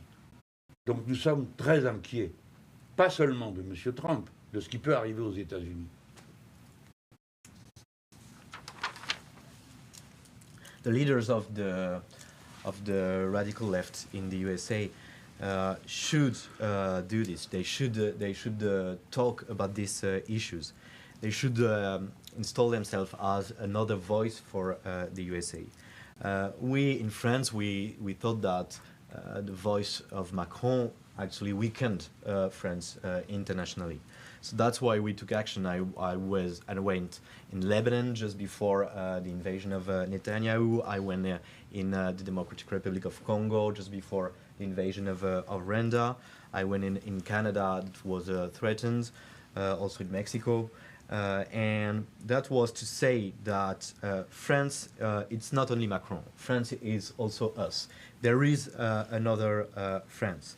And I really think that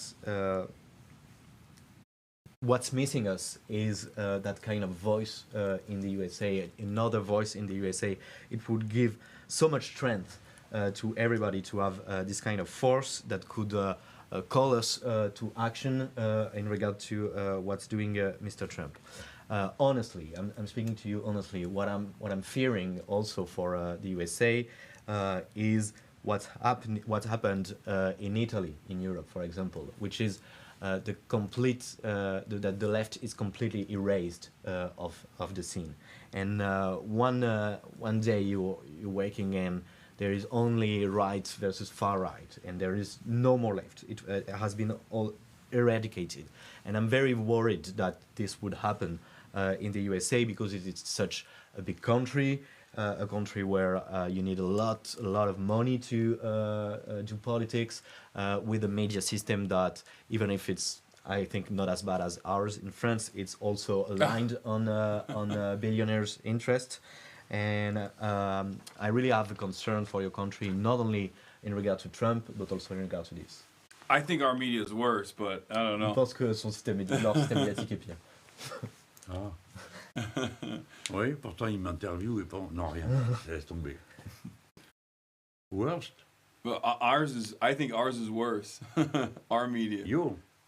Well, I'm not mainstream. I'm talking about like mainstream resources. Lui, il n'est pas un média mainstream. Il parle des médias mainstream qui pensent qu'ils sont pires. Non, j'ai compris. I think our mainstream media plays a very good role of neutering any public discourse about foreign policy, which is laughable when we're the United States of America and we have 800 military bases. So basically, foreign policy is domestic policy.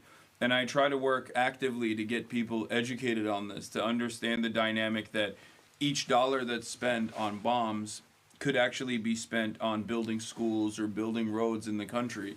And I try to explain to people the reason why you have no social services, the reason why your limited amount of social safety nets that you get are diminishing rapidly, is directly because we are spending all of the wealth that we have and dumping it back into the military-industrial complex.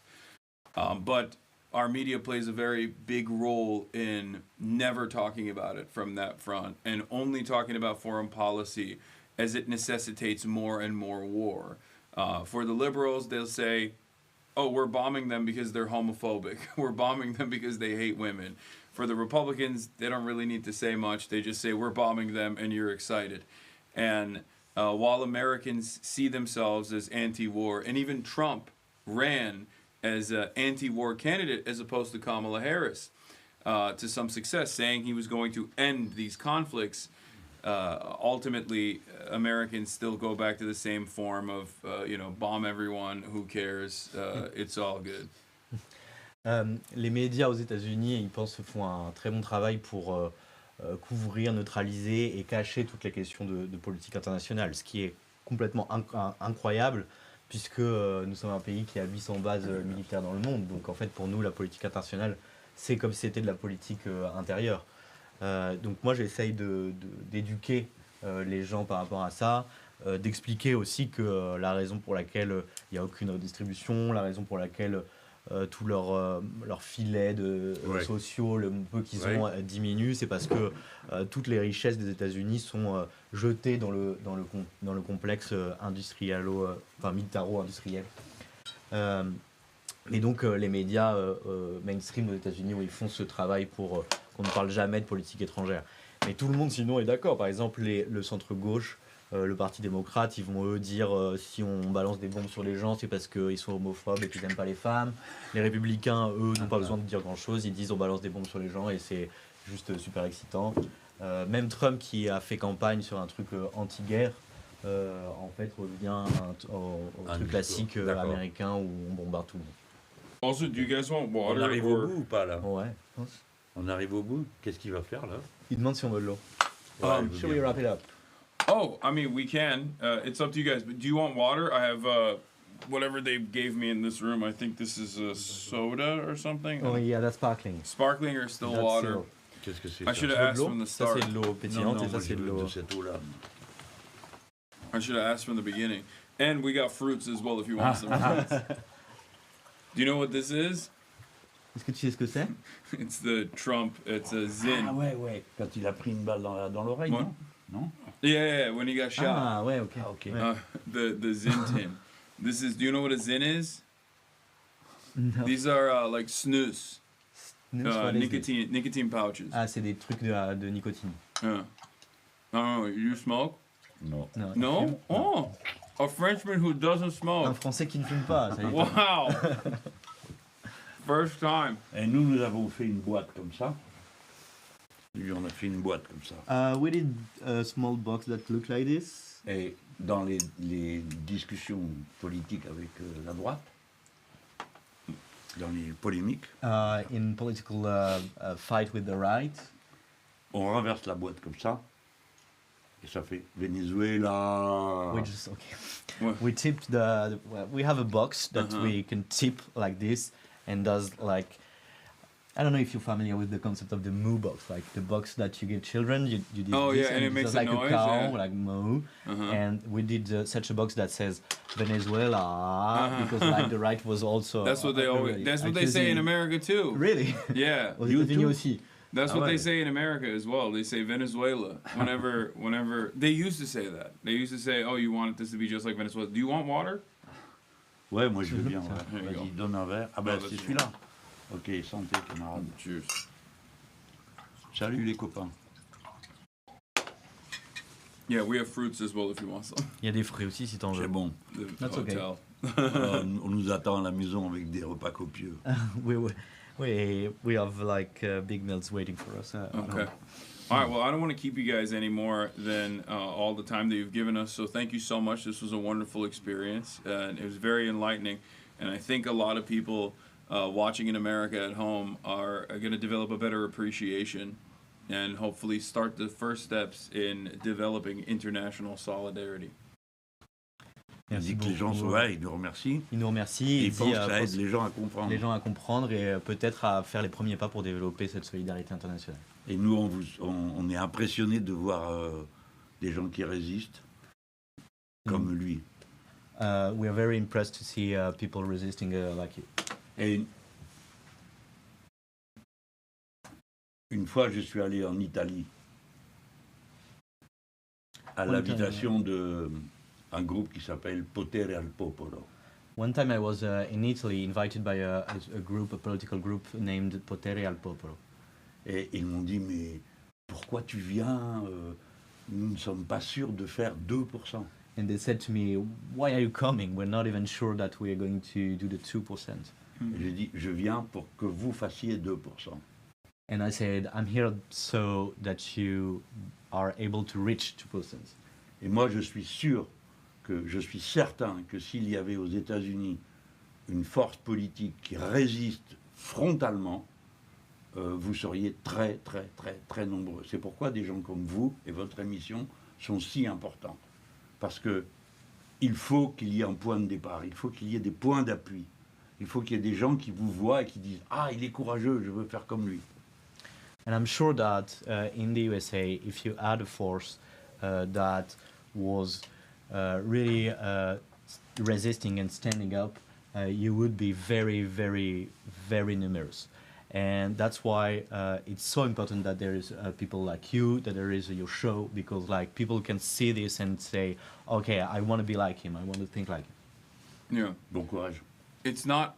I see myself as someone who tries to unlock people's potential in terms of class consciousness, because I think a lot of Americans do have that feeling inside of them, but they have no outlet, they have no vehicle for it, because the supposed counterbalance against reactionary forces is the Democratic Party, and they're quite similar to Macron, just neoliberal cronies that don't express the real anger and resentment that working class Americans feel.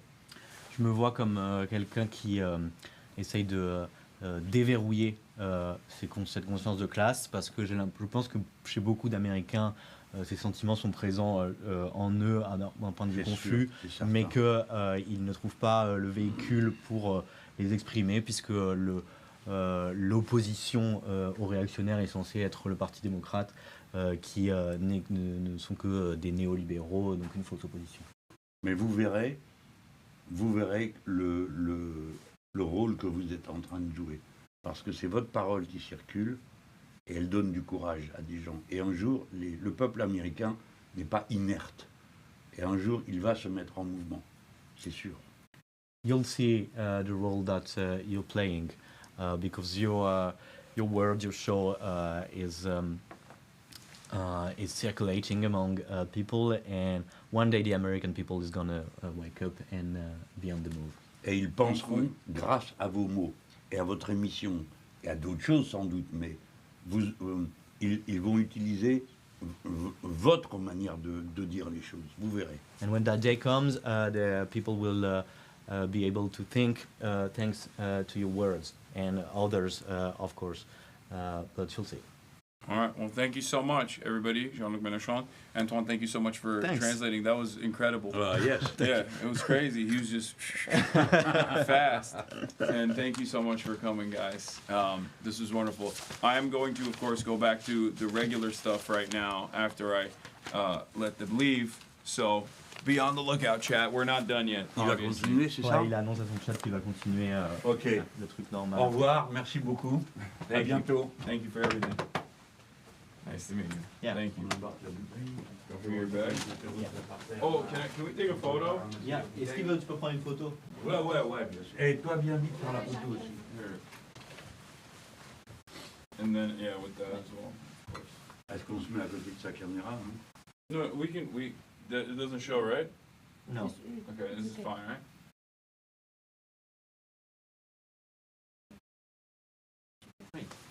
All right. Thank you. On a nous aussi? Ouais. Good. Bon courage, au revoir. Bye. All right, bye, guys.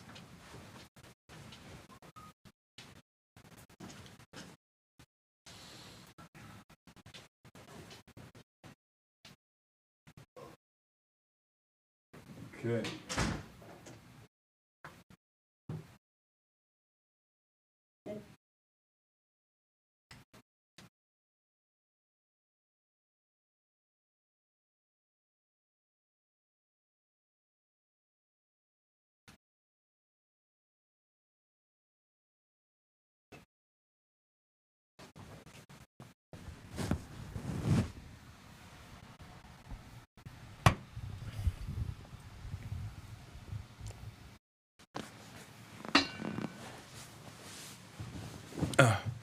Opa.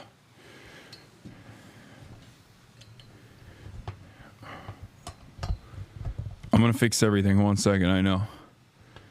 Hold on.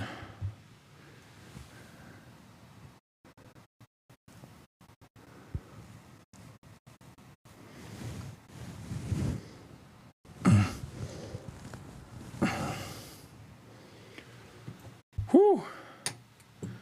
Wow. What an experience, huh? Exhilarating. Did you guys like that? Let me lower the gain real quick. Let me put the noise gate back on. Boom. Okay.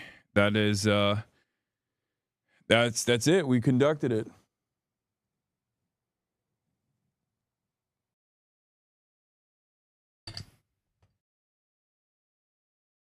Why are you out of breath? I'm not. Best interview yet? Yeah, it's actually, who would have thought?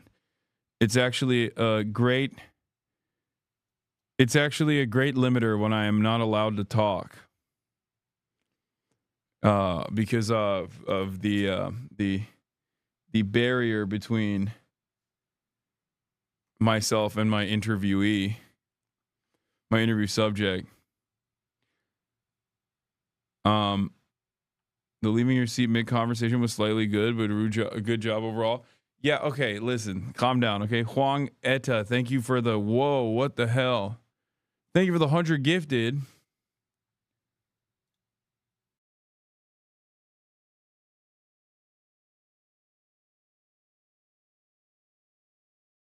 Absolutely fantastic conversation. If ever there was a moment where your detractors' words started to become too loud, everyone should remember a moment like this. One of the most prominent voices in French politics outwardly telling you that you're the first American who speaks sense. Yeah. I hope that one day I'm not the only American who speaks sense. I hope that one day there are voices by the thousands similar to mine. He kept saying, he kept saying incredible, unbelievable. Did they take some fruit home with them? No, they did not. I forgot to blast off, by the way, which is crazy.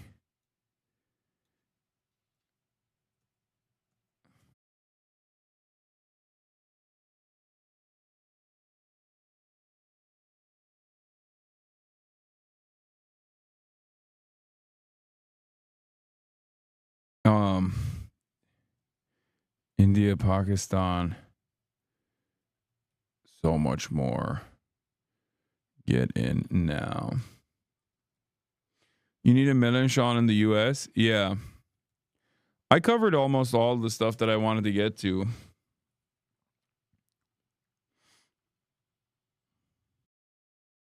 I need to see it. I need to send an interview. When will it be ready? Thank you, Hasan. Hopefully soon.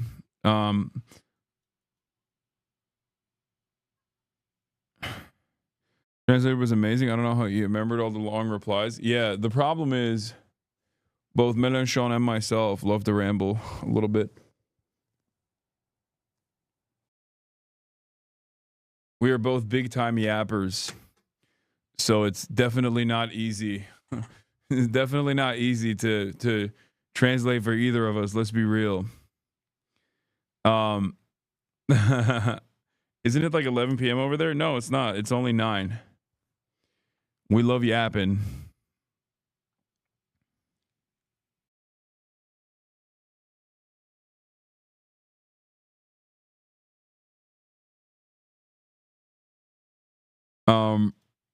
That was incredible. That was really good. I'm actually very happy with my performance. I'm not gonna lie. Most important question I took away from this on this historic day: will the slander of the French end on the Hasanabi broadcast? Yes. All right, we're gonna move on to regular news now. How do you prepare for jet lag? I don't. I just white knuckle through it. Melenchon called the USA a dictatorship after you hearing describe it. Congrats on being recognized as the first normal American in both France and China. Lamont, I know. Okay. All right. Let's do it. Let's do it. Let's keep going. There's more. Do we have a blast off meme? I can't believe I'm asking 2 hours into the fucking broadcast, but.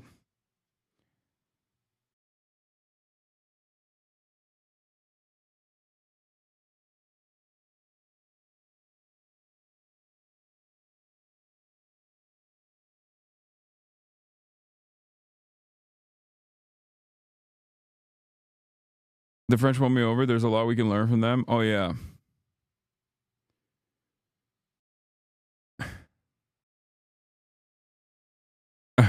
This is so stupid.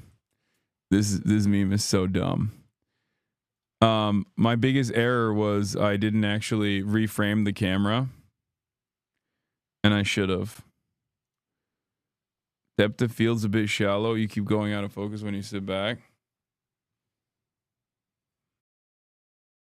Am I? All right, we blasted off. You should interview Rima Hassan, our most prominent voice in Palestine and France. I think she speaks English. Well, I'm leaving, so this time I can't. I already missed it. I already blasted off.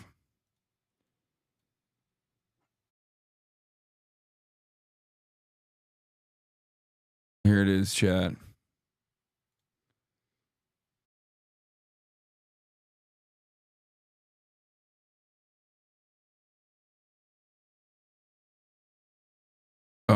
Yeah, here it is. Here it is.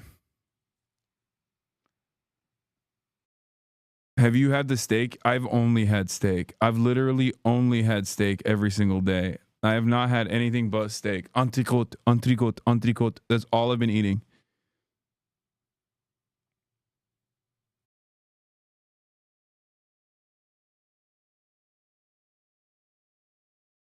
The Macy's, thank you for the playlist. Look at the pinned comment.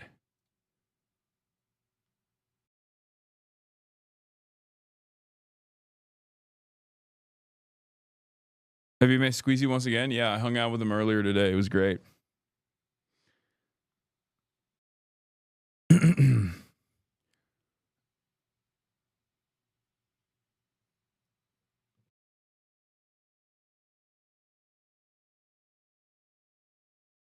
I know. I saw the D-Link as shit. I forgot to talk about that.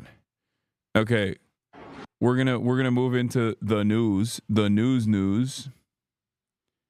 You popping off on Bilibili 4 years ago. Twitch's 3 most beautiful people. That doesn't count.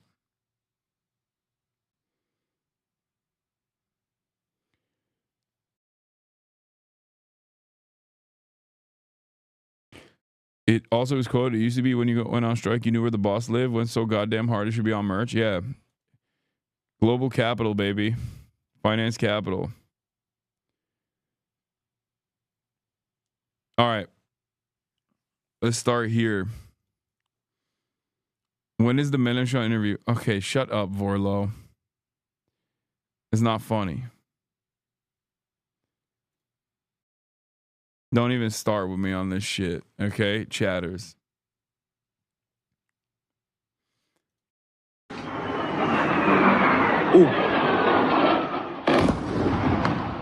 The day started with a moment of intense jeopardy. 2 foes on the cusp of all-out conflict and the sharpest escalation in tensions yet. But it ended with the promise of a ceasefire announced by the US President Donald Trump on Truth Social. After a long night of talks mediated by the United States, he said, "I'm pleased to announce that India and Pakistan have agreed to a full and immediate ceasefire. Congratulations to both countries on using common sense and great intelligence. Thank you for your attention to this matter." He just came in and was like, all right, enough, cut it out. Apparently it hasn't been working though, so I don't know about that. The world has watched on as 2 enemies spent days engaging in tit-for-tat warfare. Damage inflicted on both sides of the border. But they've chosen to step back from a collision course that could have spiraled into a 4th war. It was agreed between them that both sides would stop all firing and military action on land and in the air and sea with effect from 1700 hours Indian Standard Time today. America is claiming a pivotal role in this truce. Whatever got these 2 nuclear neighbors here, it is the off-ramp so many were hoping for. Mohammed Aslam has been here before. The 76-year-old has lived through 2 wars here on the border with India in Punjab province. I know where all the bunkers are, he tells me. He used to carry weapons for the military. Before news of a peace deal broke, he was upbeat but defiant. Do you think there's any way Pakistan wins this moment? And if so, what does victory look like? I believe there won't be a war, but if there is, Pakistan will win. Muslims never lose. We always win. We don't fight with power. We fight with faith. The early morning missiles and chest-thumping rhetoric had many here expecting more was to come. Historically, this border town of Badipur acted as a first line of defense for Pakistan. India is just 5 kilometers away behind me. But the conflict looks different I now. love that. It's being fought from the air, not the ground. And India and Pakistan have walked into troubling new territory. It is territory they found a way out of, though. And for now, both are able to claim victory and project pride. But if they don't solve the issue of Kashmir, they could easily slip back to square one. Cordelia Lynch, Sky News, Badipur, Pakistan. I'm from Pakistan. We made India go running to USA in 12 hours. Oh man. I mean, you know, if the nuclear threat, if the nuclear threat is terrifying, at least we can have some funny memes along the way. You know what I mean? Pakistan. Pakistani missiles Zindabad. fired towards India. Soldiers cheer. But this has been the most worrying eruption of violence in South Asia in decades. Pakistan released footage of its jets targeting, it said, Indian air bases in retaliation for earlier Indian strikes on its territory. Bro, Pakistan only achieved victory in this because Turkey was backing it, okay? We are at the table. Just kidding. We are the table. Once again, as always, Turkey is at the table. Turkey is the table. Turkey is all of it. You understand? Important, is India still lying too? Yes, India is still lying as well. Yeah, also India knows Turkey's at the table. That's why they said, we will nuke the table if need be.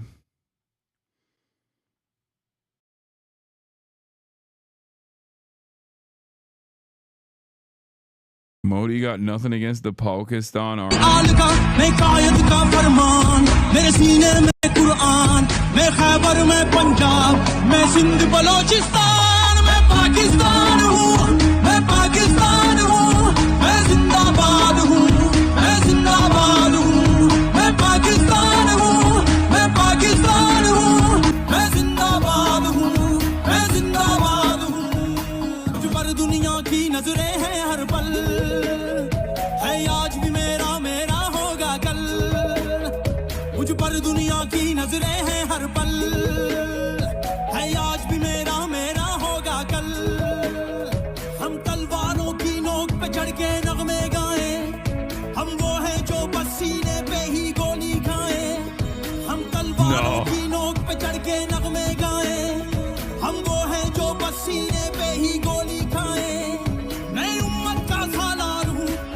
The slow motion cat acrobatics is crazy.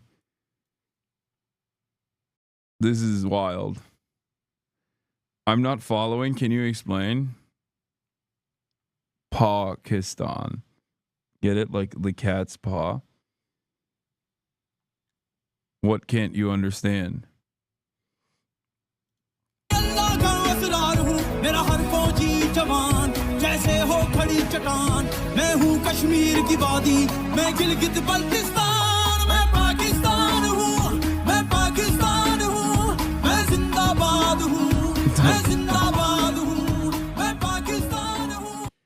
Pakistan is Turk. Why else would they have Stan in their name? Okay, but we also say Hindustan in Turkish. So India technically also is a Stan country in Turkish. In Jammu. Was the cat with the 2 lightsabers real? I think so. Yeah. No, all of the videos that we just watched were real. Like all of them, every single one.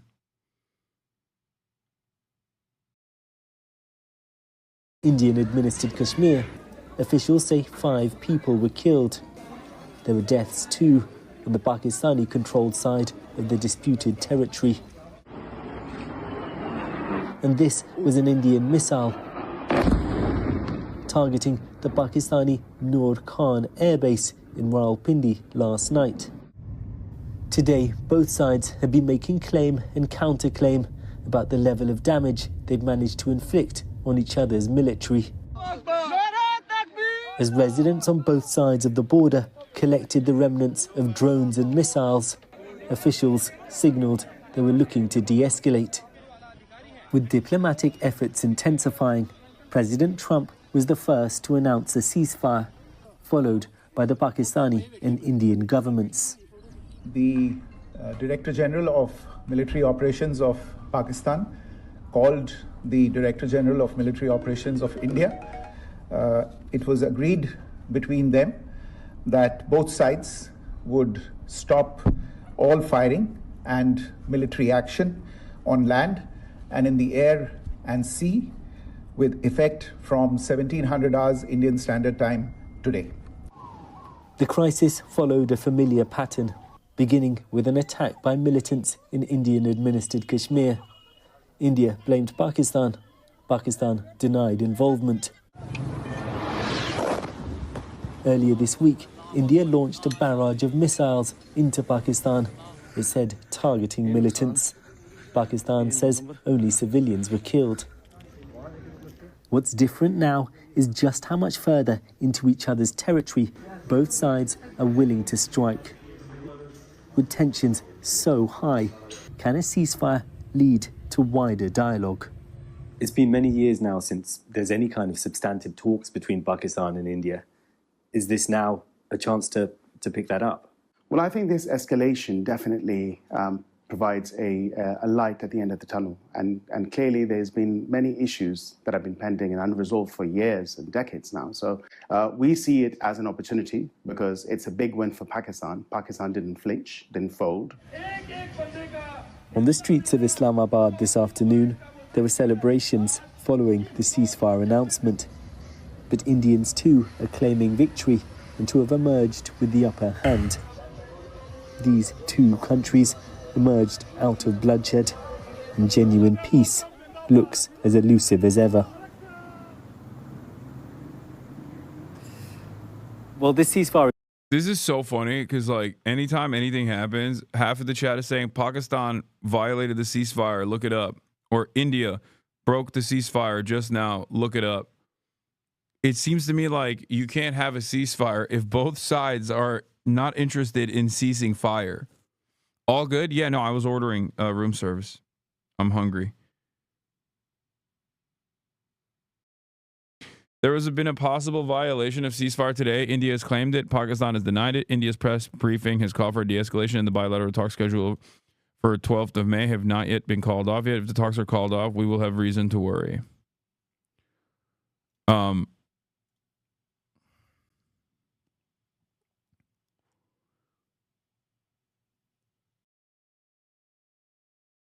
Are looking extremely shaky and fragile, and the situation seems very fluid. When it comes to the missile attacks we were talking about in that report, I think India will believe that they have sent a strong signal to Pakistan that any militant attacks in India will be treated, in Kashmir I should say, will be treated as effectively an act of war and responded to in this very aggressive fashion. Pakistan will believe that they've established a strong deterrence to what it sees as unwarranted Indian aggression. I think one real danger is that even if this ceasefire holds, a new baseline for the level of attacks the countries are willing to carry out against each other has now been set. And that means that any leaders in a future flare-up would find it very difficult to do less than what we've already witnessed.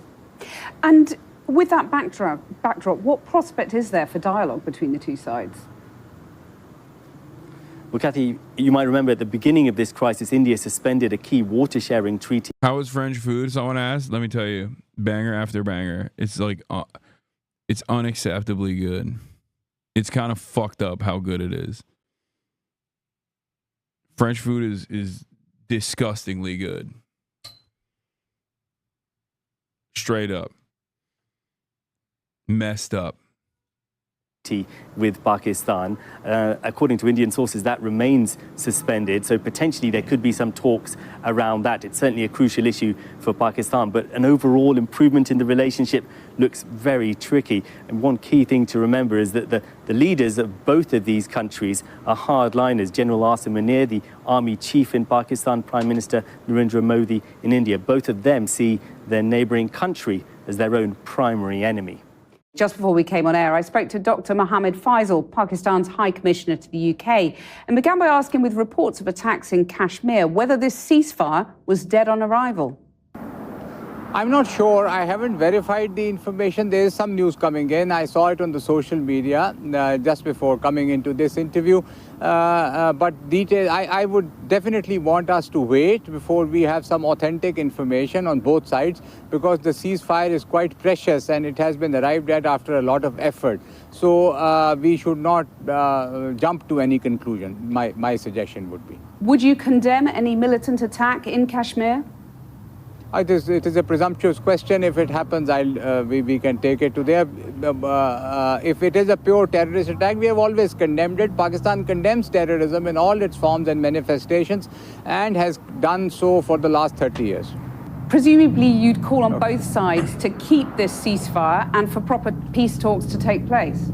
Yes. Pakistan wants it to continue and for peace talks to take place, to go to the bottom of the problem. Whether we like it or not, the bottom of the problem is not just terrorism. It is the Jammu and Kashmir dispute, which is there for 78 years, and it has to be resolved as per the UN Security Council resolutions, which India, of course, agreed to and Pakistan agreed to. 78 years have passed, and a democratic solution in which you ask the people of Jammu and Kashmir is not happening. That is the root cause. And if we address the root cause, the rest of the problems will automatically resolve. Let's talk about what prompted this latest round of violence between India and Pakistan. And of course, Pakistan denies involvement in last month's terrorist attacks. But would you accept that your country needs to do more to tackle terrorism in its midst? Terrorism is a problem that has plagued the region. Pakistan is one of the biggest victims. You would remember on 25th of March this year, a whole train was hijacked, which is stuff for novels and films. And our forces had to fight and get it released. And I can quote hundreds of incidents, including the Samjhauta Express train, which was attacked, and there are serious allegations on India that they were involved in the train attack. So, of course, problems are there, but we have to, see it in a larger perspective. For Pahalgam, an international inquiry can look into it and ascertain the facts, and we can move forward. Otherwise, it's counter-allegations, allegations, counter-allegations. How do we move forward? Well, let me give you another example, and that's Masood Azhar, who's founder of Jaish-e-Mohammed. Wasn't India entitled to attack a terrorist camp run by that group? You know, India targeted a terrorist camp run by that group. They were entitled to do so, weren't they? No, nobody is entitled to be judged. Would you let somebody target a camp in Britain? No, nobody can. You can't be judge, jury and executioner. You have to verify it. There are police, there is a judicial system, there is an first information report. Do you want countries to start doing that? In Europe also, that if he ain't wrong. They feel that there is something and they're going to attack. And by the way, the Indians targeted 3 mosques. That is heavily disputed. And we deny that. But let me just pick you up on Jaish-e-Mohammed. This is important. Sorry, this is important. They deny it. Fine. Then let's have the international inquiry. Why are they shirking from the inquiry? If they are so sure that Pakistan is doing it, let an independent inquiry happen and let them verify. But I also wonder if you accept that you should do more to tackle people like Masood Azhar, who, when the camp was attacked, he put out a statement saying 14 of his family members were killed. And no, he did not. This is all propaganda. There is no such statement. There is no such verification. Please do verify the facts. Also, that's his family members. It ain't him. That makes no sense. Like, even if they literally killed the dude's family members, like, okay.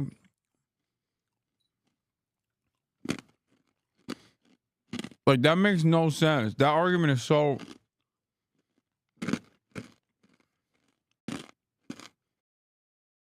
Stop chewing in my ears. I will not. Before you move forward into it, there is a lot of propaganda coming out of India. From both sides. It has sides. to be verified, as I said. And there's a lot of misinformation from both sides. We are open for an inquiry. Day before yesterday night, the Indians claimed that they had captured Lahore, they have captured Karachi, half of Pakistan is gone. My army chief has either resigned or Prime Minister has resigned or put under... This is the propaganda. This is day before yesterday. Where is the propaganda coming out of Pakistan that the Indian Prime Minister has resigned? Okay, Dr. Mohammed Faisal, thank you very much for joining us. Thank you. India has accused Pakistan of violating a ceasefire deal just hours after it was announced. The internationally mediated agreement is meant to stop a dangerous escalation in fighting, which has killed more than 60 people since Wednesday. Explosions have been reported in several cities across Indian-administered Kashmir. India's Foreign Secretary has called on Pakistan to stop the violations and says Indian armed forces are responding. Pakistan hasn't yet commented. There have been repeated violations of the understanding arrived at earlier this evening between the Directors General of Military Operations of India and Pakistan. This is a breach of the understanding arrived at earlier today. The armed forces are giving an adequate and appropriate response to these violations, and we take very, very serious notice of these violations. We call upon Pakistan to take appropriate steps to address these violations and deal with the situation with seriousness and responsibility. Let's bring in Kulsoom Sharif. She is joining us on the phone from New Delhi. It's not a good start to the ceasefire, Kulsoom, with the Foreign Secretary making that statement less than 6 hours after he announced a ceasefire. Well, absolutely. Those celebrations that we were talking about, people welcoming the ceasefire, have been pretty much very short-lived. Right after that sudden announcement by U.S. President Donald Trump on Truth Social, saying that India and Pakistan have agreed to a ceasefire, also congratulating the two countries for taking the step. We've heard of these explosions, particularly in Jammu and Srinagar. The Chief Minister, Omar Abdullah, took to Twitter saying that there are explosions. What happened to the ceasefire? And now India's top diplomat has said the armed forces have been holding a strong vigil and they've been asked to respond appropriately to the violations. Now, India is accusing Pakistan of causing these violations. But remember, for the people in the border areas, tonight then is no different from what has happened in the past couple of nights. And except that there was supposed to be a ceasefire in place. And Kulsoom, it's a very confusing picture. What reactions are you seeing from India to these developments? So when we were out and we were speaking to people about how they respond to this ceasefire, many of them were very happy and they thought it was the leadership of Prime Minister Narendra Modi that actually got the ceasefire in place. There are some others who are not happy that India did not take strong enough action, and there are others who said that finally peace should prevail and they're happy. We spoke to some traders who are happy that it would be business as usual. People who, for all these airports that would have been shut until May 15, they're hoping they would open up. There was a sense of optimism, but also, I think, cautious optimism, because people were wondering whether the ceasefire will hold. And across the region, when we're talking about ceasefire, the first thing is celebration, and then people have doubts whether the ceasefires will really hold. So the official reaction is what we've got from India's top diplomat. And we've also had Chief Minister Omar Abdullah already saying that what happened to the ceasefire 6 hours after what it was supposed to be in place. That is Kulsoom Sharif joining us on the phone from New Delhi. Thank you very much, Kulsoom. We're going to bring in Osama bin Javed. He's Bro, I love you, man. Why are you so one-sided? By the way, India's planning to BDS Turkey tourism.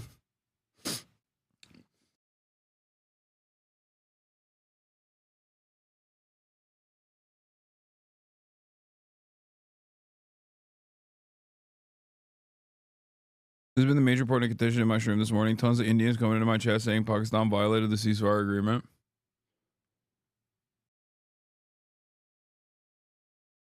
Joining us live from Indians, don't forget, I'm in America. Please don't BDS me. Lahore, and I've seen over the last 2 hours or so conflicting reports on this from Pakistan. Osama, tell us what you're hearing.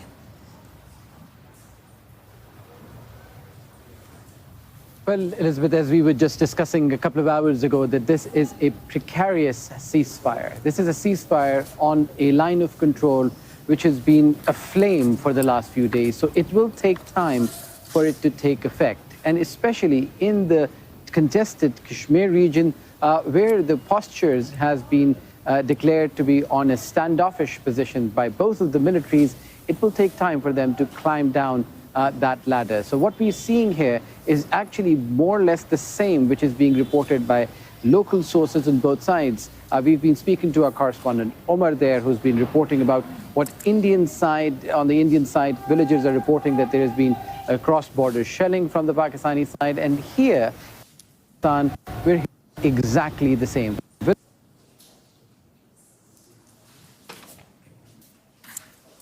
I'm losing my mind, bro. First, they cover what? You literally call billions of Indians fascists in your latest video. How do you get to play victim or racism card? What?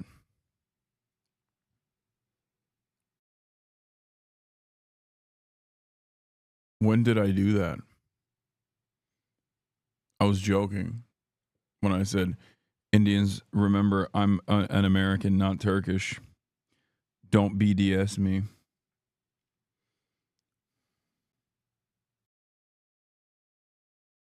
I wasn't being sincere.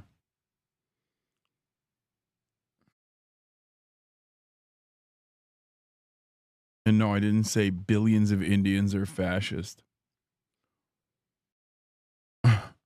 What the fuck? I apologize. We have lost our connection with our correspondent, Osama bin Javid, in Lahore, Pakistan. But just one bit of news from Pakistan. I believe we do have Osama. Osama, can you hear me? Yes, I can. Yeah, Osama, I was just about to say that we are seeing, it's being reported that Pakistan's information minister has told local media that as of now, there hasn't been any ceasefire violations. The new drama bait talking point is that you call India a fascist terrorist state, so now you think they're all terrorists? Okay. No, I didn't even say that. I said any state that without... First of all, Modi is fascist. Okay? Modi is a fucking fascist. When did we all of a sudden forget that he's a fascist? Like, how did that happen? Okay? This isn't to, like, defend the Pakistan government at all. I'm not in the business of doing that. Why the fuck would I do that? I feel like it's a pure expression of American interest in general, especially the Pakistani intelligence, which is, you know, a holdover for CIA activity in the region, many of which has contributed to terror in the region, as a matter of fact. Now, having said that, Modi is a fucking fascist. Like that, 10 toes down. If you have issues with that, you can suck my dick, okay? I didn't say India is a fascist state. I said India is behaving like a rogue terrorist state. And that is also correct. Because attacking another sovereign nation without evidence, without like clear-cut collaboration with said sovereign nation is ridiculous. That's ridiculous. You can't do that. Like, America is the only country that does that, and Israel is the only country by extension of America that gets to do that. And they shouldn't do it either. And they are also rogue terrorist states for doing such things.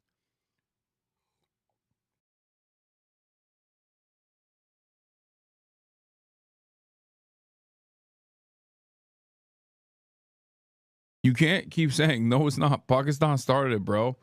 Pakistan started it. It's not. You can't say that.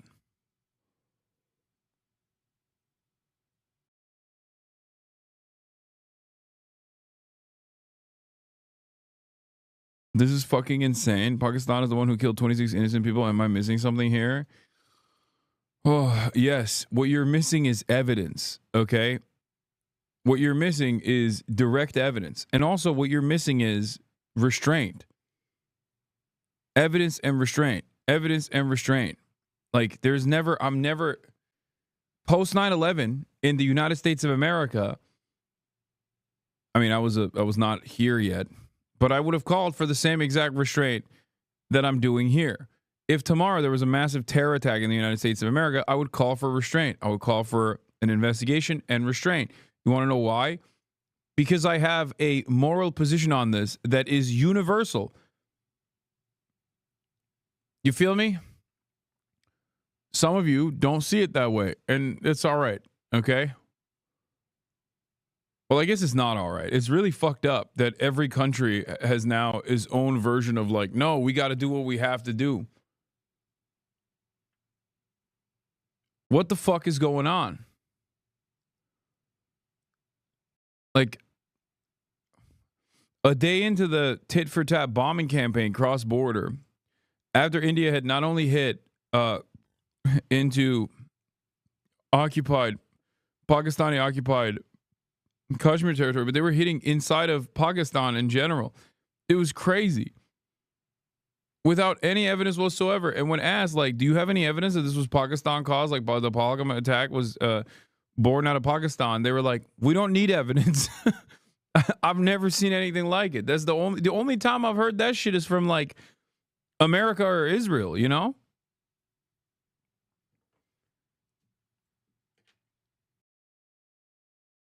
What is going on? Every country is doing this now. It's really fucked up.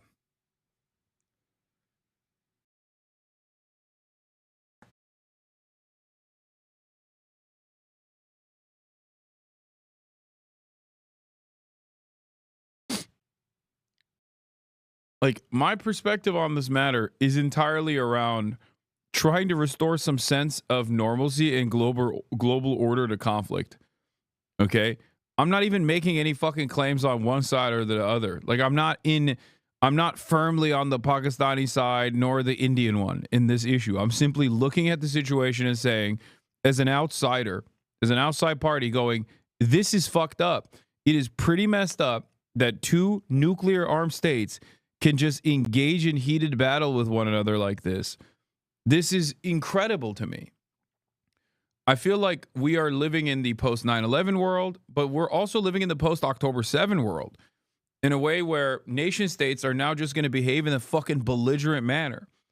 We're living in the post Ukraine world too, where like Russia just also as a foreign adversary showed the world like, yeah, you don't got much motion, big bro. We do what we want to do. And, you know, there's not really anything you could do about it. It's a little bit terrifying, if I do say so myself. Like, America had an exit ramp. You're acting like an ignorant centrist right now? No, I'm not. I'm not acting like an ignorant centrist. America had an exit ramp to basically say, no, we got to restore like the global community's confidence in international rule-based orders. And they just botched it with Israel. They were like, no, you could do whatever you want. What do you mean? You're our ally. So now get excited for more of these sorts of things happening all around the world. Very cool.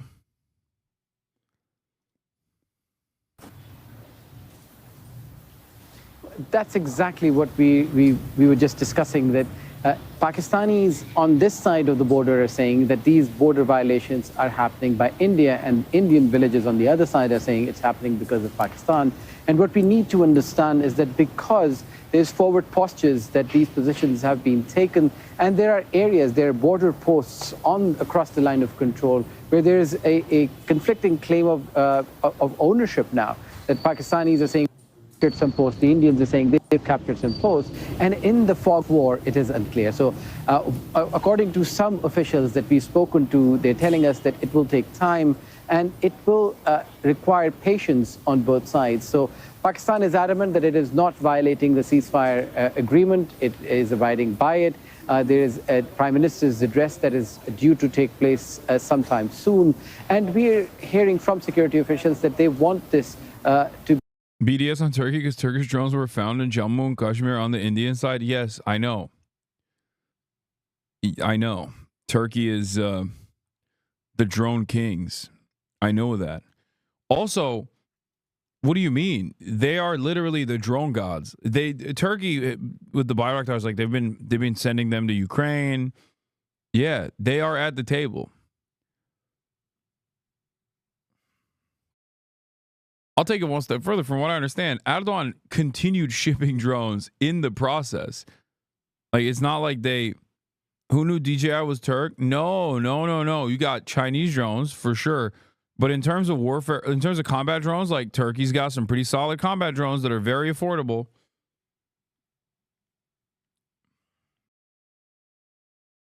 It's Chinese rockets and Turkish drones. be de-escalation, and if India carries out another aggression, they'll be ready to respond. Osama bin Javed joining us with the latest live in Lahore. Thank you, Osama. Let's bring in Mike Hanna. He's live for us in Washington, D.C. And Mike, I haven't seen any reaction to these latest developments from the U.S. Are you hearing anything there? No reaction as yet from any in the Trump administration. The president himself is out playing golf, as he does on Saturdays and Sundays. We heard earlier the vice president, J.D. Vance, also putting out messages on social media, congratulating the Trump team for achieving the ceasefire, as he puts it, and in particular the Secretary of State, Marco Rubio, who appears to be playing a major role in what the U.S. says are its ongoing mediation events. Interesting to note that Rubio, in his social message earlier announcing the ceasefire, said that he was going to get these leaders of the opposing sides together in longer-term negotiations. You melted my brain. I watched your India-Pakistan VOD. My family has extensive military background. You fucking reframed that diplomat interview for me. I started thinking I agree with Hasan and everything. Then why am I getting charged up now? Then the Raphael thing came up. Then I remember the Wire Haaretz type, which is very, very good journalism site, getting blocked because of this. And now I'm in an existential crisis. Was I made a fool out of? And BLA isn't talked at all in India. And when it comes to Kashmir, both sides want Kashmir, but no one wants the Kashmir. This is really sad. Everything would be dialed up to 11 again after this. It's so funny that we are literally the same people with the same bubble culture destroying our countries, and yet we're fighting each other. Thanks, Brits, Jinnah, and RSS. But I can still recognize the fact that no amount of providing proof will solve anything. We did it like last time. And Indians don't advocate for the child soldiers as second line of defense in their parliament, but who knows what shit our state is up to. But am I wrong in saying that Pakistan is a U.S. Dirty Works client terrorist state? No, you're not wrong for saying that. I've said that. Also, Dave said that. The Pakistani defense minister literally went on Sky News and was like, who do you think, whose dirty work do you think we've been doing for the past fucking 30 years? Yeah. No, I understand that. And I think like the fundamentalist elements eventually, as 9/11 has shown, get out of control. They get out of hand. They have a tendency to take matters in their own fucking hands.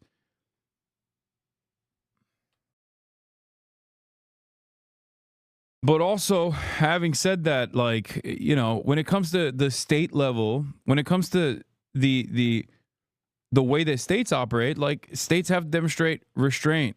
States have to behave in a restrained manner. It's fucking crazy. You can't. What are we doing? I don't know. I don't know what to say about it that I haven't repeated over and over again over the past over the past couple of days, where everyone just yells at me. But I'm like, dude, you can't just start bombing another country. Like, what the fuck?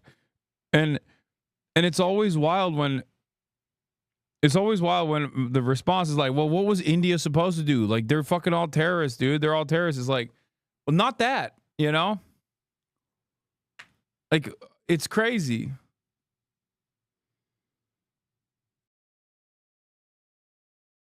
Just search up how many terrorist attacks have happened in India in connection to Pakistan in the past 30 years, and then tell me how we should have India reacted after the terror attack in India and Kashmir. I already told you, okay? I already told you. 1126 is a decent analog here for how India should have reacted. Okay? You can't also fucking constantly go, dude, so many attacks of terror have happened and it's all Pakistan. And just be like, this one's definitely also directed by the state. Like, there is a difference between like militancy forming within your nation state boundaries versus directing said militancy to do an act of terror inside of Indian administered, Indian controlled, Indian occupied Kashmir territory, or Kashmir territory that is receiving Hindu tourists. Like, that's like these distinctions are important, because unless you make this state connection, you can't, like, even after you make the state connection, you still can't fucking attack like this. Hold on, I gotta get my food. At a neutral site. Now, there hasn't been any further developments in that, but clearly the US, whatever its role in all of this, contemplating a longer-term negotiation process to attempt to look at the very root causes of this recurring conflict. But the events of the last hour or so, no reaction from the Trump administration at this particular point. Mike, we will come back to you if and when we do have that reaction.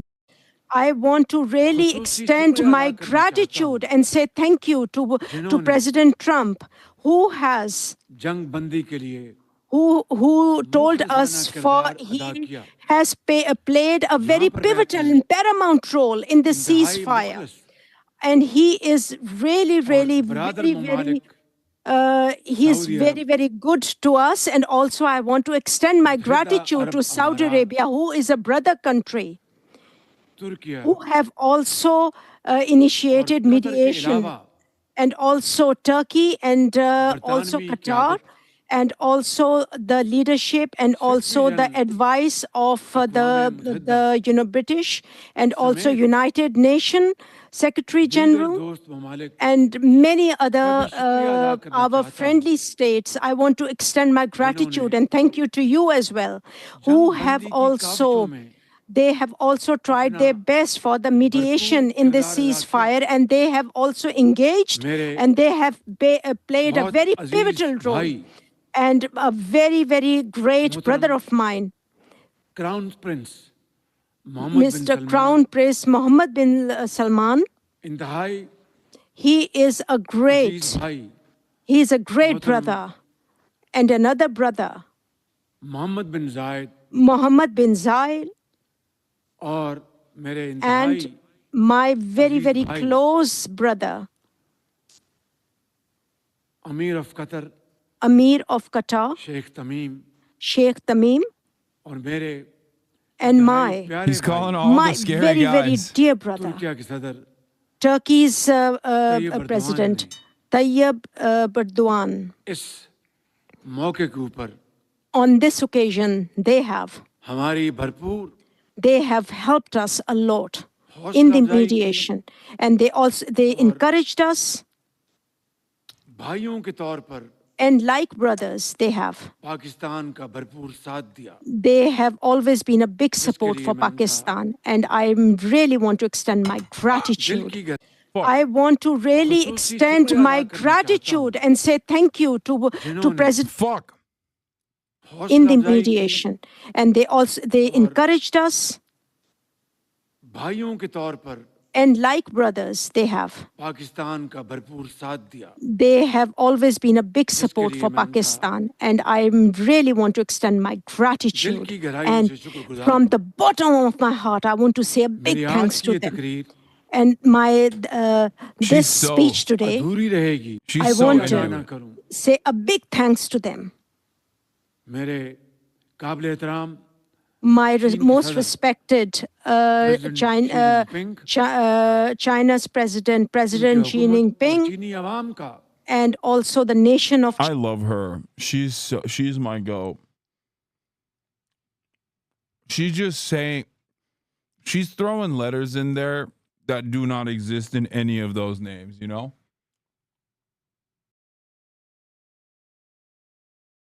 And quite frankly, I love it. More translators should do that.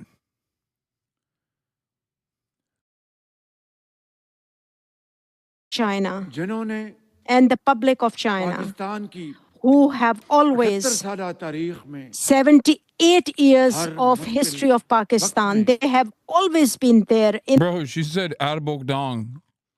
Like, that's not even, like, what? That's a whole different name. That's not even Turkish at that point.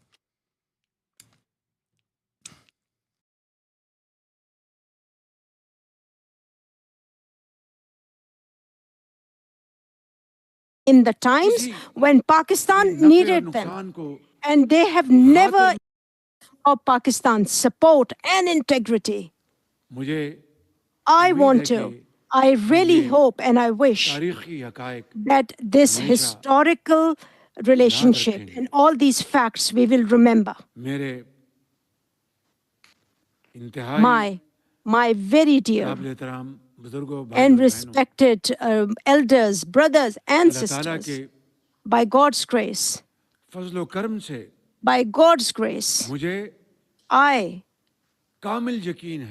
I have full confidence, and I believe that in this terrible time, me and you, we have been successful. And the whole of our nation and all our provincial governments as well, and all the departments and all the leaders of the departments, like before, we will all be working together, and we will all be putting all our efforts, we will all be putting our attention into Pakistan's development and Pakistan's well-being, and we are going to dedicate ourselves. And we are not going to sit until Pakistan, we will not be sitting in peace until Pakistan will not, until Pakistan gets its lost integrity back. And by God. To the chatter who said, "You're getting roasted by Asmongold again, mate." I think more people should be embarrassed to say stuff like that. I just had a sit-down interview with the most popular left politician in France for an hour. And this motherfucker's in here talking to me about a dude who has cockroaches crawling out of his ear hole. Oh my God. I got roasted by the fucking premier political commentator. Like, you should probably be embarrassed, you know? To get your nose from a dude who has a dead rat alarm clock.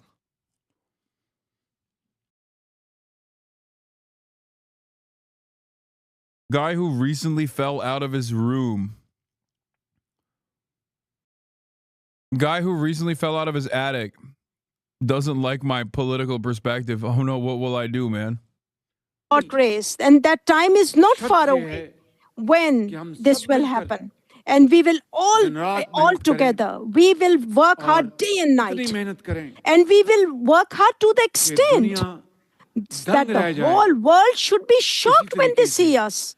And they are going to say that how Pakistan and how the effort and the strength of Pakistan will make the whole world wonder that how courageous we are. Pakistan, long live Pakistan. Well, let's bring in now Ajay Shukla, a writer at the Business Standard and a retired Indian Army colonel. Good to have you on the programme and to get your thoughts. Can we start with these explosions that have been heard? What are you hearing about that? Are you concerned that the ceasefire has broken down already? No, I'm not concerned. I think that as the Pakistani Foreign Secretary just told you, it's a very loose arrangement, the border over there. There's firing going on most of the year round. And now that you have a ceasefire negotiated with the help of the Americans, the firing is not going to die down all in one sort of sharp movement.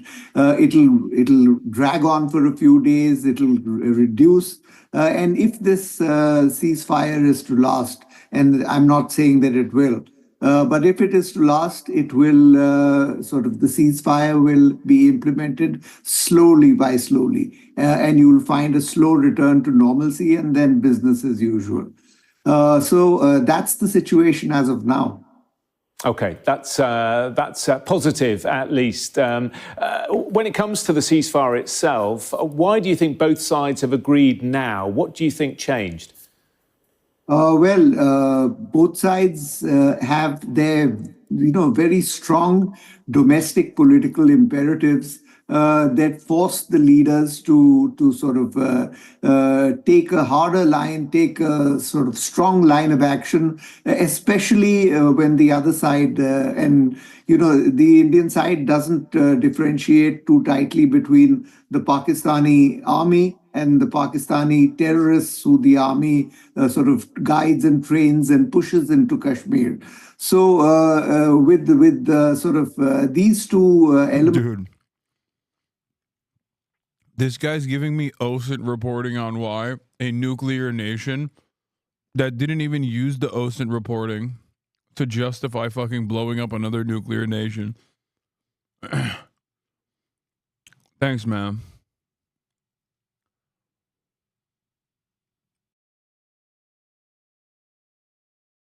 He's like, I analyzed the bike tracks.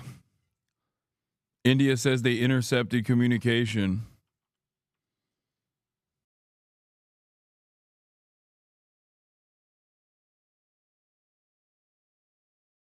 Okay, listen, Hasan, just listen. And second point, you as an American have no idea what India's gone through because of jihadi Pakistan. You are just cloud chasing. First of all, why the fuck wouldn't I just immediately go, India lying too, sir? You're fucking killing it, India. Keep blowing up those jihadi scumbags. If I wanted to cloud chase, like, why wouldn't I just say that? So I can be an adored figure on Indian Twitter. This isn't even a defense of Pakistan either. It's just a criticism of India's actions. But anything short of like full-throated support for India is seen as like a direct line of attack.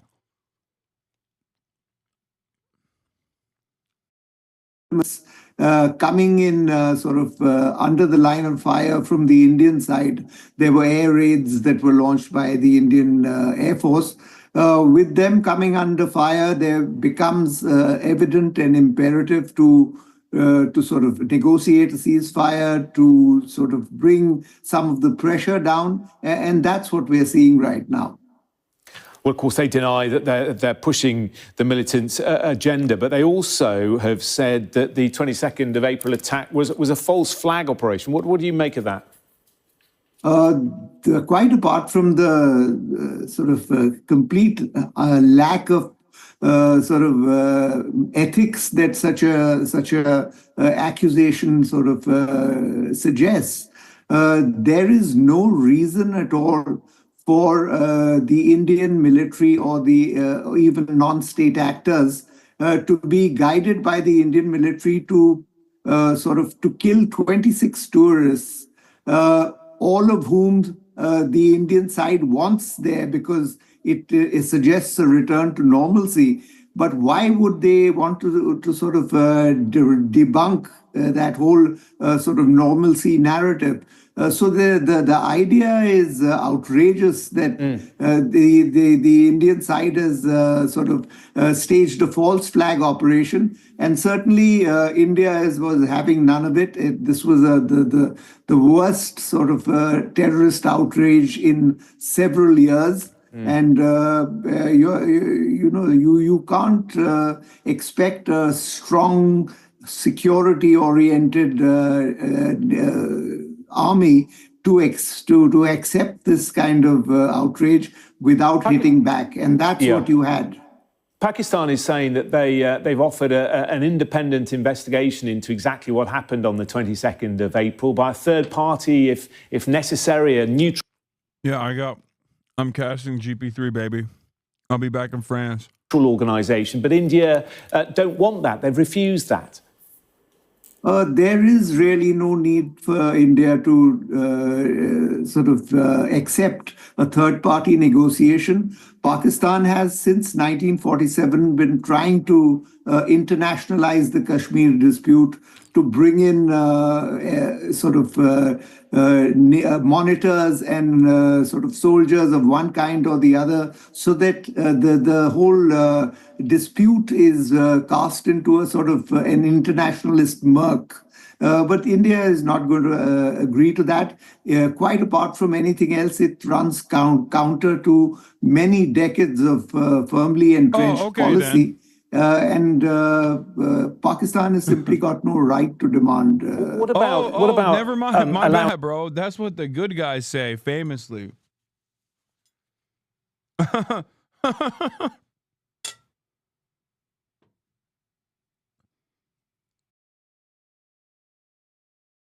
That's a crazy thing to say.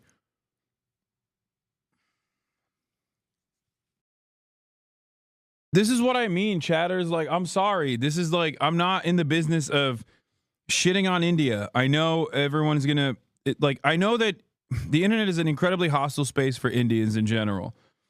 I have long talked about the unimaginable amount of hate that Indians face online. Okay? I've spoken out against it over and over again. But I'm sorry, when you got people, when you got actual government officials, but this guy's a former general, but or a former Indian Army colonel, but you have actual current Indian government officials channeling this kind of fucking statement. It blows my mind.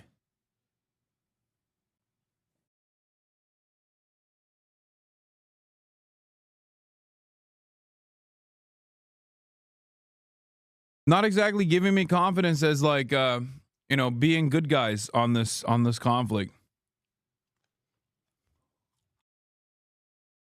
For those of you who are wondering, what am I eating? I'm eating a French onion soup, or as it unironically is called on this menu, onion soup.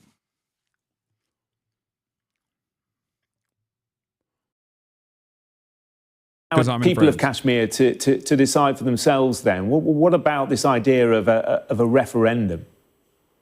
Well, the idea of a referendum, as you discussed with, I think, the Pak Foreign Secretary, is that the UN already has a proposal for a referendum. The Kashmir dispute is supposed to be resolved on the basis of this referendum, but the preconditions for the referendum. Why are you calling India as genocide country? This is the funniest thing, dude. It's like fourth-hand account information from dudes who have no idea what the fuck I even said. India is... When have I said India is genocide country?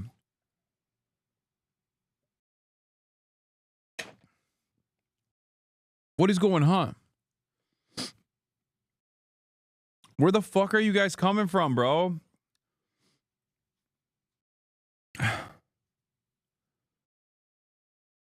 Unless you're talking about Sri Lanka. Okay, that was a stupid question. I know where people are coming from that are saying that.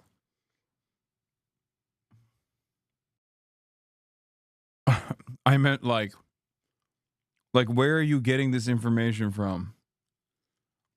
Bro, you are out of your fucking mind, dude. Jesus Christ. Calm down, dude. Calling India dirty and shit. Chill out. Something that Pakistan has resolutely debunked. Well, the UN High Commissioner, sorry to interrupt, the UN High Commissioner told me that they would be prepared to withdraw their military before a referendum took place. Do you not believe them? The Pakistan army? Yeah, the Pakistan military said that they would be prepared to withdraw if there was going to be a referendum in Kashmir.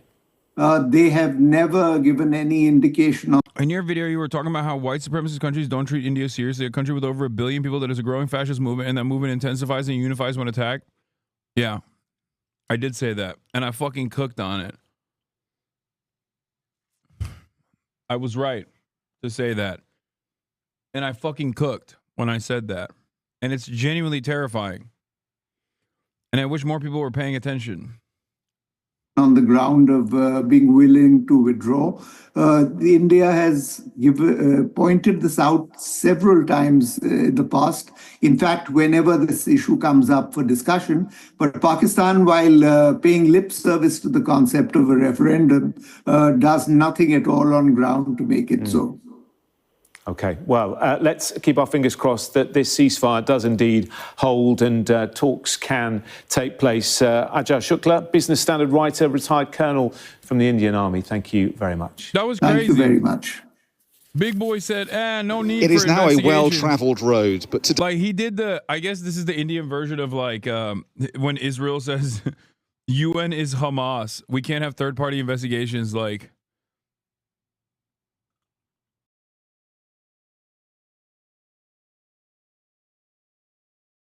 That's wild.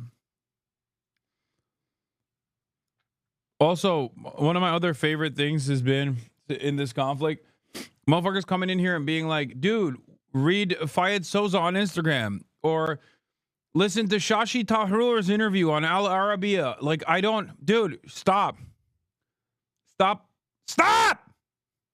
Why are so many of you, where are you coming from? Where are you all coming from? What the fuck is going on? Motherfucker said, watch Al Arabiya, bro. Get out of here. Pakistan is not the same as Palestine. If you support Pakistan, you support terrorism, except the civilians. The Pakistani military supports terrorism. Their government supports terrorism. And housed LET and MVP and OBL. MVP, OBL. I said MVP.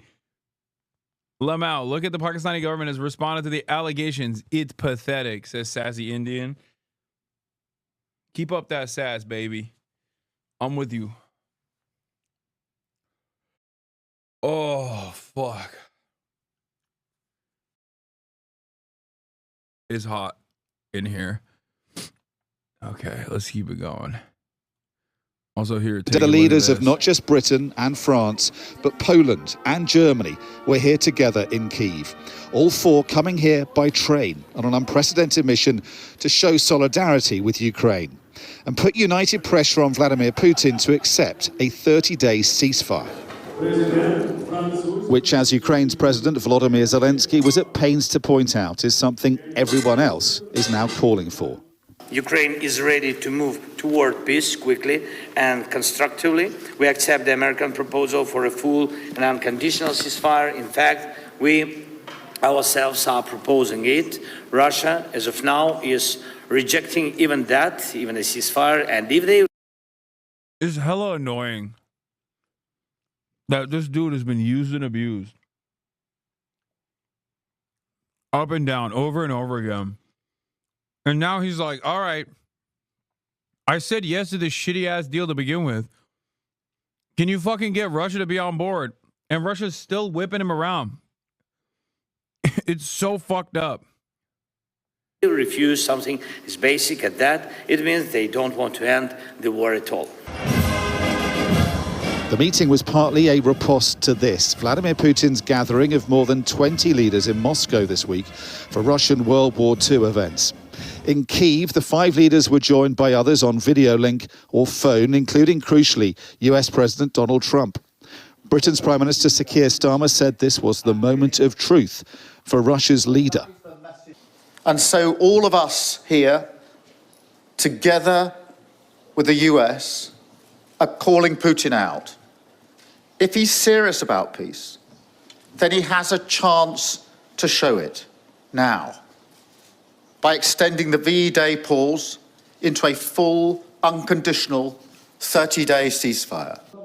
Just 4 days into his new job, German Chancellor Friedrich Merz was hinting at more robust German support. One of the craziest parts about Victory Day is that so many fucking Ukrainians died for that shit. Like, yeah, Russians did too, for sure. But like the USSR was all of these countries. And there were a fuck ton of Ukrainians that died in the front lines. And these motherfuckers can't even celebrate their own, their own ancestors' victory.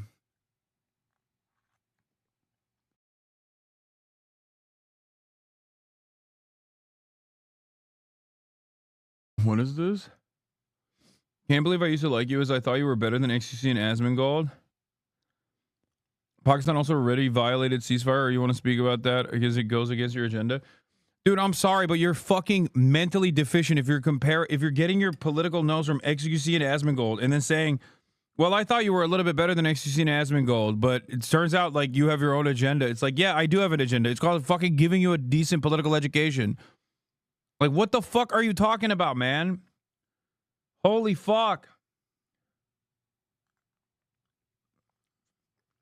What is going on? What the actual fuck is going on? Why are people so ready to admit to be like, yeah, I was getting my fucking education from XQC and Asmongold, and then I realized like maybe you know a little bit more than they do.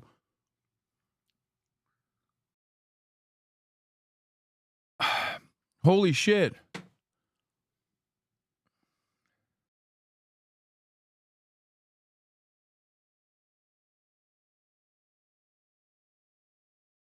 This is the South Asians October 7 breakup moment. Yeah, I mean, I don't care. Okay.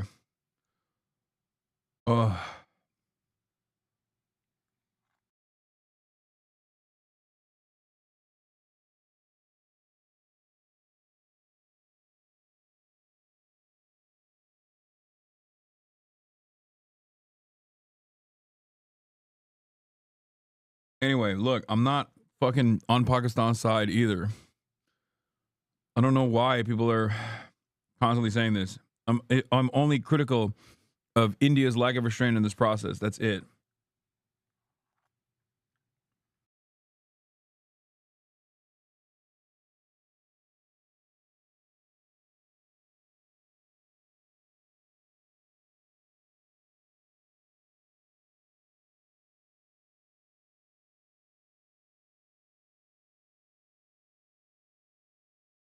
It is rather alarming. Support for Kyiv, something that may cause concern in the Kremlin. Es muss klar sein, wenn Russland sich diesem It needs to be clear. If Russia denies this ceasefire, that would be the basis of negotiations that could start immediately. We will continue to defend Ukraine and we will continue to ratchet up pressure on Russia. In Moscow, Russian officials were quick to dismiss the Allies' initiative. Kremlin spokesman Dmitry Peskov said there was no point in trying to scare Russia with sanctions. But this meeting has put more pressure on Putin than ever before to suspend hostilities. After all the claims of Western unity being made here and the vague threats of more sanctions, all eyes are on the most important member of the Western alliance, who of course isn't here. President Trump says he now supports the idea of a 30-day ceasefire, but he's put no pressure on Vladimir Putin to comply. Is that about to change? Whether or not a ceasefire is agreed, this is as much about persuading Donald Trump he must finally act to force Vladimir Putin to the negotiating table and work towards ending this war. Dominic Waghorn, Sky News in Kyiv. As we continue, 9 minutes after the hour now, Newark, New Jersey Mayor Ras Baraka is speaking out after his arrest late Friday for allegedly attempting to break into... Dude, come on, Fox News. That's crazy. ...an ICE facility during a protest with several Democratic members of Congress. We want to take you back to Newark. That's where we find correspondent CB Cotton with the very latest. Hi, CB. What is happening with this video, bro? Hi, Kevin. Well, this small group of protesters behind me says what happened yesterday at this ICE detention facility was fascism on full display. What is happening? It's already fucking... Yeah, I'm hosting GP.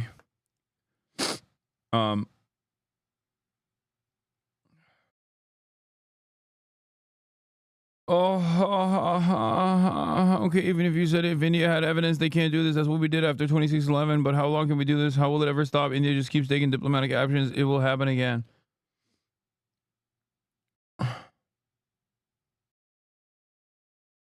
Ay, ay, ay. I don't know what's going on with this video. I hope it's just this video that's like fucked up. We continue 9 minutes after the hour now, Newark, New Jersey. Straight to Borders Czar Tom Homan. Tom, thank you so much for being here. Nope, everything is busted. What is happening? Like, I feel like my laptop is bricked. My laptop is bricked. You know, just watching that body cam video, absolutely incredible to see that went down. And before we get to it, I'd like you to also hear what the Newark mayor had to say also in his defense.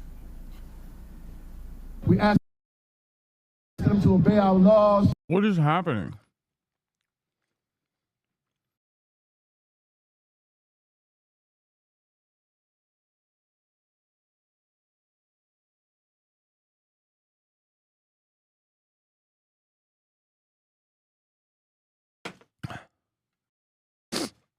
Viewers down at 25K, you're falling off.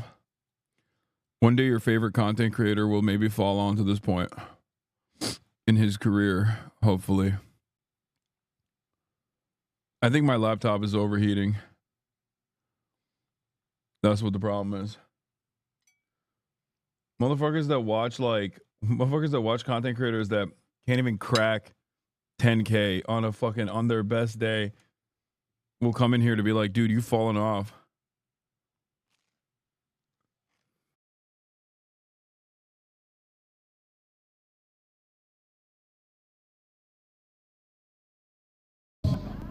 Yeah, I know my Chrome is busted, chat. I know. The error message is not going away. Hold on. Let's see.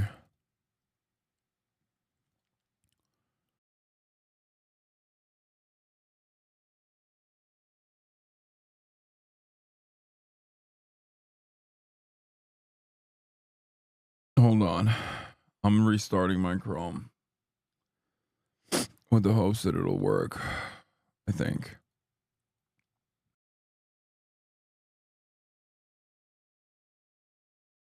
Dude, India's coming after me, dude. I fucked it up. Straight to Border Czar Tom home. And Tom, thank you so much for being here. You know, just watching that body cam video, it worked. Absolutely incredible to see that went down. And before we get to it, I'd like you to also hear what the Newark mayor had to say also in his defense. We ask them to obey our laws, to obey the policies and rules here in the city and the state of New Jersey, not to run roughshod over the Constitution of the United States, the Bill of Rights, the 4th, the 5th, the 14th Amendment, that everybody on this soil deserves due process. Tom, he's saying they're the good guys here.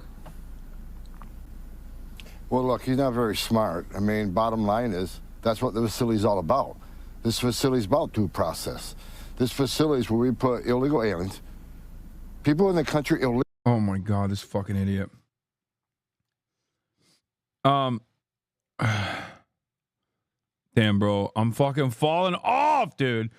Hey, Squeezy just announced the GP Explorer 3 that you would be casting with Pokemon. He's excited, honestly. He also said there was supposed to be a second English-speaking team, but one of them had to drop out a few days ago. By any chances, do you know who was supposed to be on that team? Why would I reveal my fucking boy's secret information like that? Why would I do that? Yeah, let me leak his shit, dude. Let me leak his shit real quick. I will tell you guys one secret, though. And it's like, it's not really a secret, but he probably didn't even mention it. I'm casting the event. I'm one of the international casters. I'm very excited. I'm very honored for this opportunity. I was, however, supposed to be a racer in the event, but the reason why I could not participate in it as a racist was because, and I'm not even joking about this, literally my fucking ginormous frame. It's not even a joke. Height-wise, I was actually at the edge, but my shoulder-to-shoulder width was so large that I was not allowed to fucking compete. It's not even a joke. I'm fucking brawling. No. I'm not even kidding. I was really sad.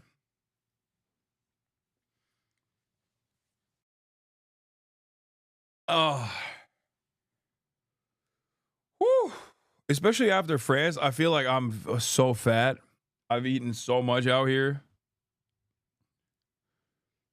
Oh, my MAGA body, dude. Oh, my freaking MAGA body. Ugh. Anyway, but yeah, that's why I can't participate as a racer. Also known as le raciste.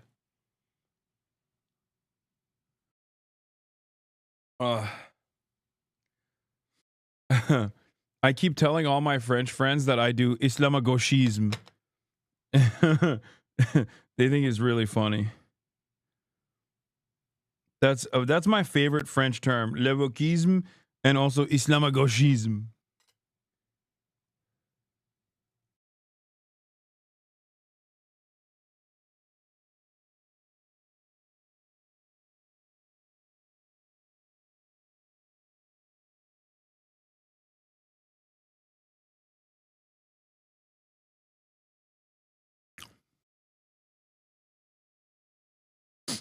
Anyway, let's continue with this animal. First of all, they're in the country illegally, they're being detained. And they were screaming and yelling about due process and 14 and all this in the Constitution. This is where due process happens. We have to detain them to go through the due process. Sometimes seeing a judge, sometimes they already have final orders. It's ranging removal to their countries, they're getting travel documents to their countries, and making sure all the administrative processes are followed. So this is exactly what the facility means. And I'll tell you this. I can guarantee you this facility has higher detention standards than any New Jersey facility. This facility has highest detention standards in the industry. You compare that to any jail in New Jersey, and you'd be shocked how high these detention standards are. You know, you have members of Congress there as well, and they're arguing that this was a matter of oversight. I want you to listen to what Congressman Robert Menendez Jr. said yesterday. We were there to conduct oversight. It's a newly opened facility. They want to spin people. This is exactly what they've done their entire administration. They talk about criminals. They're separating families. Conducting oversight in this manner. Tom. No, it's not the proper way to do it. There's a proper way to conduct oversight. There's a way to make appointments, go in this facility. You don't break into the facility when a bus full of criminals are being, brought into that facility. This is about the safety and security of the employees. This is about the safety and security of the illegal aliens. And it's about the safety and security of the public. You just don't make an entry like that. You don't make an unauthorized entry while they're moving a bunch of criminals in the facility. There's a right way and wrong way to do it. And look, I've said from day one, you cannot support ICE. You can go ahead and support sanctuary cities, but you can't cross that line. You can't cross the line of impediment. You can't cross the line of knowingly harboring, concealing an illegal alien. You certainly can't trespass in a facility that's contracted by the U.S. government to house criminals. That'd be like breaking into a state prison, not going through the proper protocols. This creates a huge safety crisis, and these elected politicians know that. This isn't about due process. This isn't about constitutional rights. This is about politics. They simply don't want these people removed from this country. They don't want immigration enforcement in this country. And that's what it's all about. They can try to hide it all they want with these protests around the facility, but we can continue to do what we're doing. That facility's got some of the worst of the worst. We're keeping President Trump's promise to the American people that elected him for the sole reason of securing the border and removing these public safety threats from the communities. That's exactly what they're going to do. They can stand out and scream all they want. They can trespass, they'll be arrested. If they impede, they'll be arrested. If they knowingly harbor and conceal, they'll be arrested. We're going to do this job for the American people. Well, they got the news cameras out there, which I'm sure was part of the goal. Meanwhile, the administration is facing more legal roadblocks over plans to expel illegal immigrants from the country. A U.S. judge ruled this week that deportation flights to Libya would violate a court order a day after reports surfaced that the administration was preparing to do just that. How are you handling these rulings? Well, it's ridiculous. You got district court judges, district court judges, putting in nationwide injunctions against us. Hey, man.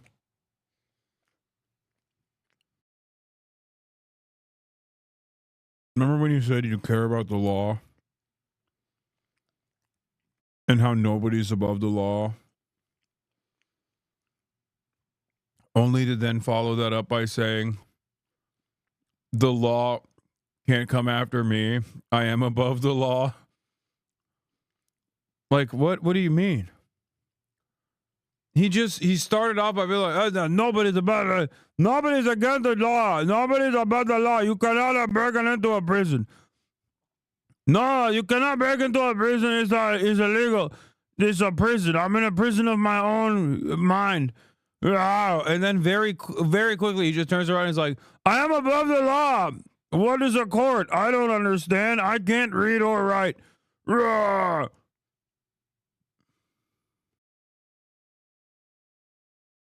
I just like how aesthetically, these are some of the worst presenting fascists out there. Like, they don't do a good job of selling these points.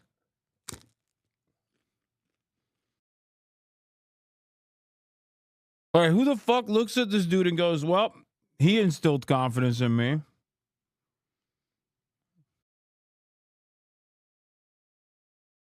I feel like he knows what's up. Your job. I mean, again, it isn't about the rule of law. Is you got these, these outrageous judges trying to stop us from doing what the American people want us to do. We're simply enforcing the laws on the books. We're enforcing laws acted by Congress. Unlike the last administration, who not only ignored the law, they actively violated the law when they allowed millions of people an abuse of the parole program come to the United States. We are enforcing laws that Congress enacted, including the Alien Enemies Act.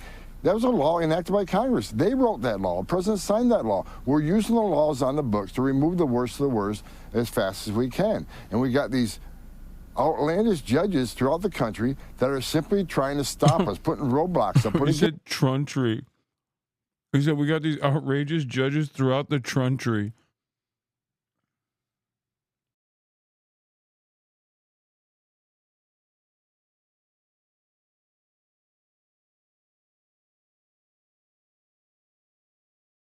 He actually has CTE. Like, that's not even a joke. Why are there so many John Fettermans in the fucking country, man? Why are there? We are a nation led by John Fettermans, bro.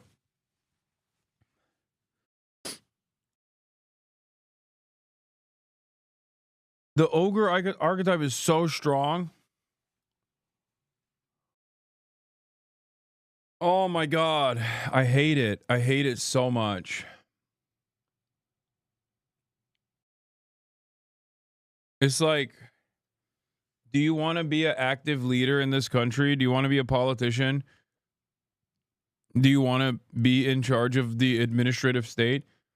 Get into a car crash that causes a debilitating mental complication. A debilitating brain injury is an absolute necessity if you want to win elections, if you want to be in charge. Also, do rapes. That's another thing. Like, be a drunk rapist who then gets into a car crash, and they'll make you the president, basically. There is always room for more concussions. When it gets to a higher court, we'll win this because we're simply enforcing the laws on the books. They're just trying to slow us down, but we're going to keep moving forward. You know, I only have a few seconds left, but finally, ABC reported this week that the DOJ is investigating the 2022 traffic stop of Kilmar Obrego Garcia. Apparently, he's accused of acting as a taxi service for a convicted felon transport. Crash car like Fetterman. Wife wish for a better man. I hate that. Please don't joke about that. Add something serious, please. Add something serious. There's a literal fucking Harkonnen on camera who can't even say words correctly, and he's constantly contradicting himself. How can I be serious about the situation in front of me? If I were to be serious about the situation in front of me, I would probably kill myself in a video game, okay? What is there to do? Like, look at the situation that's unfolded in the United States of America. I'm Brian fucking kill me, dude. What do you want? I have to do something. I have to just like make fun of this guy because that's the only thing I have, okay? Like, look at him. He is literally a fucking ogre, dude. This is unironically an ogre. He can't even speak. He's like, I need more Mexican to eat. Give me more Guatemalan for breakfast. I follow the rule of law. Like, that's what he said. He said first, everybody follow the rule of law. Not me, though.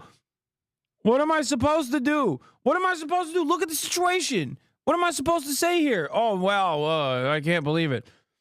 What a beacon of fucking mental sanity here. Okay, this guy. I mean, he is such a competent and clearly well-spoken individual that is just simply talking about what the administration was elected to do. You know?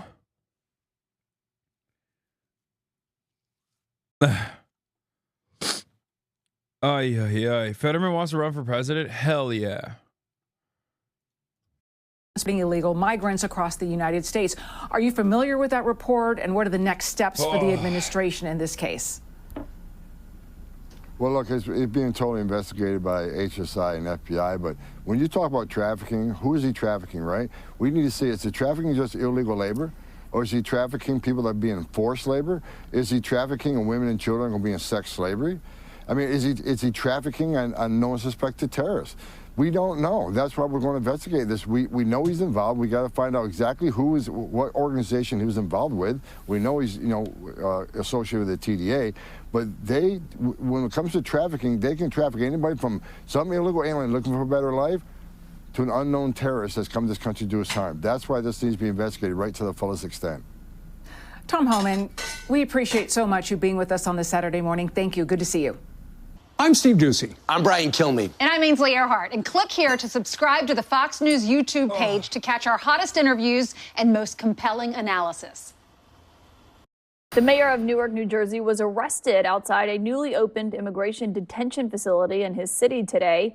Mayor Ross Baraka had been protesting the opening of that facility, given the Trump administration is planning to use it as part of the president's plan to sharply increase the number of detention beds. That's when this happened. The man you see there being arrested, wearing a brown coat and a hat, that is Mayor Ross Baraka. Witnesses say that the mayor was arrested after he tried to join a tour of the facility with 3 Democratic members of New Jersey's congressional delegation today. There was yelling and pushing after federal officials were blocking his entry. The mayor, who is running for governor, was arrested after he had returned to the public side of the gates. In a statement that came after that arrest, the Department of Homeland Security said that the lawmakers had not asked for a tour of the facility and that as a bus carrying detainees was entering, quote, a group of protesters, including 2 House members, stormed the gate and broke into the detention facility. And Mayor Ross Baraka was just released from custody and is my source tonight. And Mayor, thank you for joining me. Can you just describe what has been happening over the last few hours while you were being held? Well, I mean, I just want to first... I mean, that's it, bro. The regime, the right-wing regime has arrested an opposition figure at a freedom rally outside of the Gestapo Center. Fuck you think is happening, you know? We see it. Say that the guys from Homeland Security were very respectful. They treated me with dignity, and I appreciate that. While I spent my last few hours in holding area inside of I believe it's a detention facility that they have here in the city of Newark, that the Homeland Security has. So, it wasn't unbearable, but it was definitely, a humiliating experience and uncomfortable for me overall. But, in the end, those guys did the best that they could to make me feel comfortable, and I appreciate that. And you were there protesting the opening of this facility. I know this has been something that you have been arguing against. Can you just take us back to what happened earlier today when you showed up? You were there on the ground with other members of Congress who are joining you. And I mean, we've seen this dramatic scene play out. Tell me what happened from your perspective. Well, I'm going to say as much as I can without violating, what they asked me to do in court. But, I actually didn't come there to protest. I was there that morning with the fire inspector trying to serve them, as we've been doing for the last few days. We're in court with them now. The fire inspector usually puts a tag on a gate, and we leave. This happens every day. At 1 o'clock, the Congress people, Menendez, MacGyver, and Bonnie Watson Coleman, Congress people from the state of New Jersey, was going into the facility, and they said that they had. Listen, every Democratic politician has to immediately go back and be like, that's right, the Gestapo that actually unjustly arrested me and prosecuted me when I was attempting to engage in an act of civil disobedience against like insane human rights violations that they're committing. They were super nice to me. They were so sick. The Gestapo, listen, a lot has been said about the Gestapo. I myself, I was there to say things to their face. But the one thing I'll tell you now, Caitlin Collins, is that they're very kind. They're very kind individuals. When they were apprehending me, arresting me, putting me behind bars, they did so with kindness. They did so with humility. And they did so with great respect to professionalism. I must say, when they submitted their boot, I was licking it whole. I was basically shoving it down my throat. It was pretty sick. Been granted entry into the facility and was having a press conference. Afterwards, I came to attend the press conference as I was asked to. Obviously, ICE after a while made a determination after somebody came and said that we shouldn't be there and began to. And he was right. I should not have been there. I really should not have been there at all. Told us to leave. We left, and they began to try to arrest me. I shouldn't say us. They targeted me and came after me specifically and arrested me. Alina Habba, who, just for people who may not be familiar, she's President Trump's former attorney. She is now the interim U.S. attorney in New Jersey, in your state. The way she puts what happened today is I still respect him, though, for getting arrested. I still respect him for being there. I respect him for getting arrested. This is part of the process. He is accusing you of ignoring multiple warnings. This is part of the process of putting your body on the front line like this. But he did lose a lot of aura for being like, they were consummate professionals in my unjustifiable detention. He wasn't there to protest. He said it himself. I just don't understand. You did a boss move. Just fucking play along. Why do you have to turn around and be like, actually, I was there to simply tell the cops how much I love them. I was there to tell the ICE agents, keep going. You're doing a great job. I was there to give them an attaboy, and turns out they misunderstood me and arrested me. But they did so in a way where I was turned on and I liked it. So that's cool. I think they were great. They should do this more. We should arrest more Democratic politicians that happen to be in the vicinity of detention facilities, or better yet, in the vicinity of a ICE agent. If an ICE agent is on his way to get a donut from the Dunkin' Donuts down the street and I'm walking by, he can arrest me. And I think that's fine. Homeland Security investigations to remove yourself, and says that you chose to, quote, disregard the law. Is that true? Had there been warnings? What had happened? Well, absolutely not. We could. The reality is, Alina Habba wasn't there. The U.S. attorney wasn't there. She doesn't know what happened. Clearly, that is not the context of what happened. I was there for over an hour in that space, and nobody ever told me to move. I was in there for over an hour. Not a single person, not an officer from ICE, not any of the security guards. Nobody told me to leave that place. Somebody from Homeland Security came in the end and began to escalate the situation, and we wound up being where we are today. And that's, frankly, the extent of it. I didn't go there to break any laws. I didn't break any laws. I was there as the mayor of the city, exercising my right and duty as an elected official, supporting our Congress people, preparing for a press conference that was supposed to happen. The thing that really frustrates me, and this is the same for Melenchon as well, right? People in France think that Melenchon is too radical. He's too radical to get elected. And what I find really strange about that is that time and time again, we try half measures. Okay? Time and time again, we try half measures. We constantly try half measures. Is all we do. And in the process of trying half measures, the Democrats lose. Try being a fucking radical for once. Make the one option against the radical Republican Party be the radical Democrats. For once. You know? What do you have to lose, man?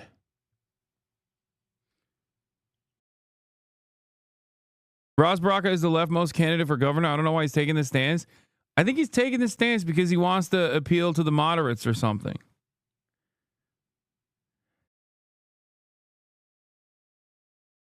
I did not enter that place unlawfully. I did not break any laws. And so all of that is incorrect. Like, this is already an incredibly unpopular thing that the administration is doing, and it's only going to get more unpopular. You want to come in on the ground floor and look like a leader in this movement. You want to be vindicated, okay? This is what Democrat politicians don't understand. This is only slated to become less popular. From this point on, it already reached its peak. It's not going to become magically overnight more popular again, where Americans go, actually, we love the Gestapo. No, the more shit like this happens, the more resentment is going to calcify. So if you want to be on the ground floor, I'm talking like I'm a consultant, okay? I put my Democratic Party consultant hat on, okay?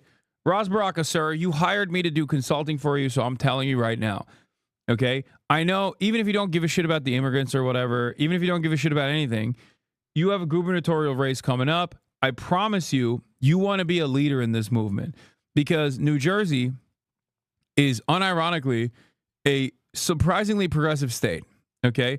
And the more Jersey senators attack to the center, the more they've actually lost space to the Republicans. We should try something different, okay?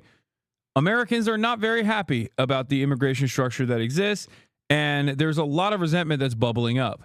You should be one of the movement leaders here in New Jersey. You should lead the way. You should show New Jerseyans that, you know, there is no ICE in this country. There's no space for ICE in our beautiful state.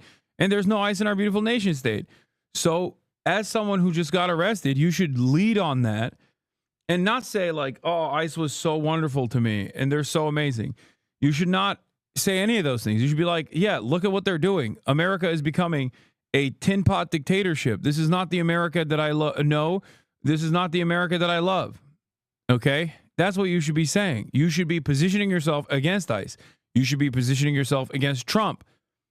The people demand a fighter. You should be that fighter. You got literally fucking detained. See it like a gift. Treat it like a goddamn gift instead of a fucking nuisance because you couldn't kiss ICE's ass enough. Some better information. How did it get so heated? I mean, you can watch this playing out, and we see you, and everyone starts shoving, people start yelling. What did the Homeland Security official that you said came up? Look at this fucking dipshit, dude. You're getting arrested by some white supremacists as a black mayor of Newark. Like, that's your town. Fuck you mean? ICE leaders seem drunk on the idea that the president can give them unrestrained power, but they work for the people of a pluralistic country, not for one man. The legitimacy of this agency will need to continue to exist in a democratic society, depending on them remembering that. This agency cannot continue to exist under a Democrat president in the interest of a democratic society. The people who said that and warned of precisely this scenario 8 years ago were 100% correct, and anyone who criticized them as unserious was wrong. Yeah. And the Democrats are so cucked that, like, ICE has more powers than cops do. ICE has more power than cops do. They can technically do unconstitutional search and seizure in constitution-free zones. They can do whatever the fuck they want. And it seems like they are interested in also detaining judges. It seems like they're also interested in detaining Democratic Party officials. And the Democrats are still turning around and saying, well, it's okay. It's all right. They shoved a boot in my ass, but it didn't feel too bad. As a matter of fact, I enjoyed it. And it's like, okay, at a certain point, you have to say enough is enough. We've gone far past that point. Like, they are attacking you now. I know you're out of touch with the interests of the population, but they're directly attacking you.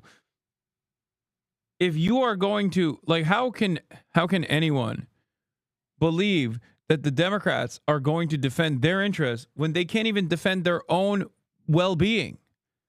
As politicians, mind you. And the first one who tried to arrest you, Well, they tried to arrest me. As you can see, he tried to arrest me. As you can see, I'm calm. I'm not doing anything. I'm just walking. We got out of the gate. They, I guess, made a decision to come around the gate after we left to arrest me outside of the gate. So they did that. They arrested me outside of the gate. Obviously, protesters and the Congress people were upset. They tried to intervene. And so, I thought it would be better for us to just go ahead with these guys and so we not cause further kind of disruption there. Were you trying to go into the gate? No, I was already inside. I didn't have to try to go in. Okay. I was there for about over an hour. I wonder what you've been in detention, so you've been being held, so obviously you haven't seen any of the coverage. The response from others, including some people inside the administration, is pointing to the fact that you're a Democrat and you're running for governor in your state and accusing you of basically conducting a publicity stunt. And I wonder what you would say to them tonight. Well, I think the publicity stunt is this idea that we should violate the court orders, violate the Constitution of the United States, that we should run roughshod over state and local laws. The reality in America is that if we're having a dispute, then we settle it in the court. The city of Newark has a dispute with GEO about a certificate of occupancy, about them allowing our inspectors in the buildings, health inspectors and fire inspectors, who they've been rejecting every day. Every day we go there, we put the thing on the door and we leave. We're in court right now. They dispute that. They dispute that they should have an updated certificate of occupancy. They haven't had one in 20 years. We say that they need one because the local law demands that they have to get a change of use. They dispute that, and that's their right to dispute it. But the person that settles that is a judge in a court of law, not the President of the United States, not the U.S. Attorney, not ICE or Homeland Security. That is solved by a judge here in this state, and they even moved it to federal court, so the judge has to weigh in on this, and a magistrate. They can't just take matters into their own hands and do what they want. Extra legal action outside of the courts, and that's exactly what's going on here.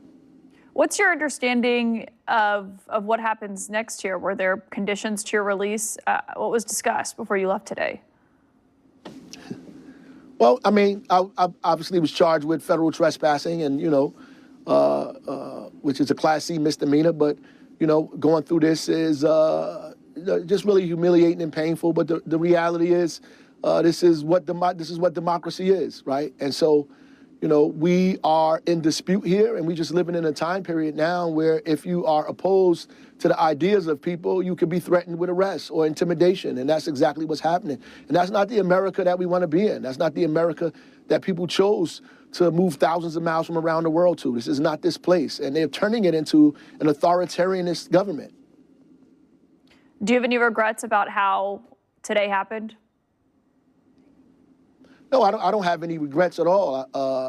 I went down there to support my Congress people, my Congresswoman from my district, Congresswoman Blondie Watson-Coleman as well, who is like a mother to us here, and Congressman Menendez, who's also from our district. I went down there to support them in a press conference, and I would do it again. I have a right to go to those facilities as the mayor of the city. Fire inspector has a right to be on those facilities, and it is not federal property. It's in fact private property. GEO is privately owned. It's a private prison that these people are getting $63 million to do this work, and they have to abide by local laws. That's just a fact. I don't care what our political differences is. They still have to abide by the law. Mayor Ras Baraka, I know you've had quite an eventful few hours. Thank you for joining us so quickly after your release tonight. They say we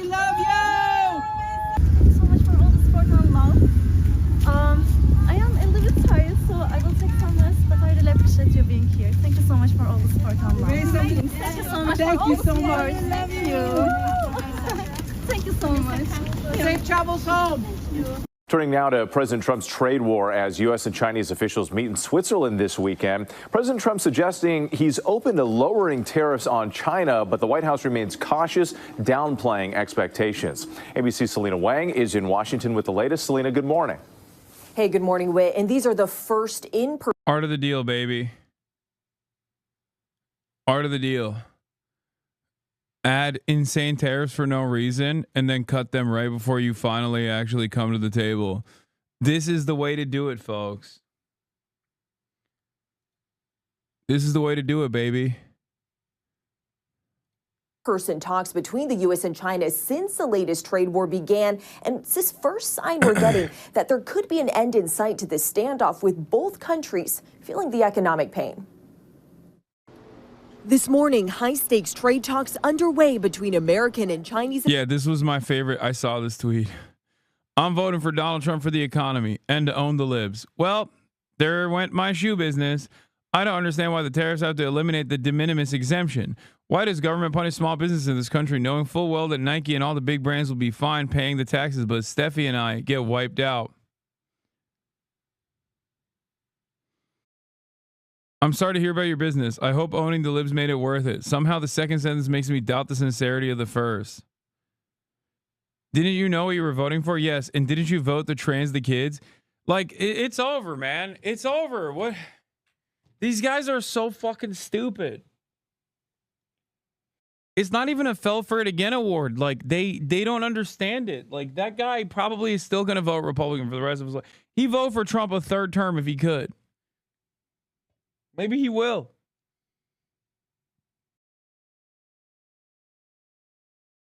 I don't know, man. I don't know.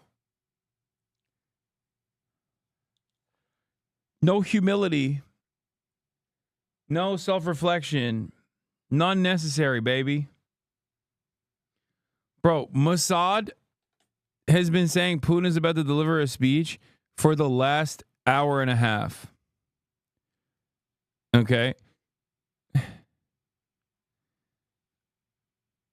Mossad_I. Keep us posted, man. Any day now, Putin's going to deliver a speech, dude. Any moment now, dude. I promise. Officials in Switzerland as President Trump suggests he could lower his 145% tariffs on Chinese goods. Writing on social media, 80% tariff on China seems right. China has previously demanded Trump first remove tariffs before coming to the negotiating table. But the White House says China needs to make concessions first. The president still remains with his position that he is not going to unilaterally bring down tariffs on China. As for the 80% number, that was a number the president threw out there, and we'll see what happens this weekend. Overnight, the president was asked if he'll be disappointed if his team comes back without a deal. No, not at all, because we already made a great deal. We're not doing business with China right now. China remains defiant, saying this. It's a great deal. The greatest. It's so sick. Also, 80% is still ridiculous. This meeting is at the request of the United States. China firmly opposed the indiscriminate imposition of tariffs by the U.S. side. And we're now more than 30 days into President Trump's 90-day pause on his sweeping tariffs. And so far, the president has only announced one trade deal with the United Kingdom. And it's only a framework that's very light on details. Something to watch there. And Selena, another headline we're following here. What more are you learning about this news overnight? A federal judge temporarily blocking President Trump's plans to dramatically reduce the size of the federal government. Yeah, Whit, so this is a significant setback for the Trump administration. This federal judge is putting pause on their plans for these massive layoffs and reductions across 21 federal departments and agencies. That includes the Department of Health and Human Services, Commerce, Energy, Treasury, and State. This judge is arguing that the president doesn't have the authority to make these massive changes because he needs the help of Congress. Gio? All right, a lot to watch there. All right, Selena, thank you so much. It is very difficult to process how much has happened since Joe Biden. All right, I'm tired. That's all I had in me today. Chatters, I apologize for cutting it short today. It's 11. And tomorrow I will be live, but I'll be live later than I normally would be from the great state of Illinois. That's right. I'll be in Chicago. Chicago tomorrow. And on Monday, I have a speech at the University of Chicago. That's right. Believe it, folks. Chirac, baby. The Bears. That is, of course, if I don't get apprehended and detained at the border. If I do get apprehended and detained at the border, then I probably won't be live tomorrow. But hope you guys appreciated that interview. I certainly did. I loved it. And yeah, love you all. See you tomorrow. I'll be late, though. I'll be like probably 2 p.m., 3 p.m. Something like that. If I go live from Chicago. Peace. Uncle Uger's face. Sudden discord at your prop. Great names take embrace. Tiny Bernie Sanders, LGBTQ Air Force. The whole left at your fingertips. Ane at your door. H3 crowded debate, the Young Turks online show. 3 full fucking years of this, plenty more to go. 90-day fiance talks of champagne bourgeoisie. A Trump rally live reaction, a mass riot at DC. There he is again, Hasan is streaming. Hasan is streaming. There he is again, Hasan is streaming. Hasan is streaming. Reading live stream fail comments, Austin show chat advice. And all the ways the right-wing pipeline can suck you in a line. JCS react, Lord, frame gets broken, cover blown. A full-blown mass pandemic, monster streaming at your home. Total radicalization coming out to find.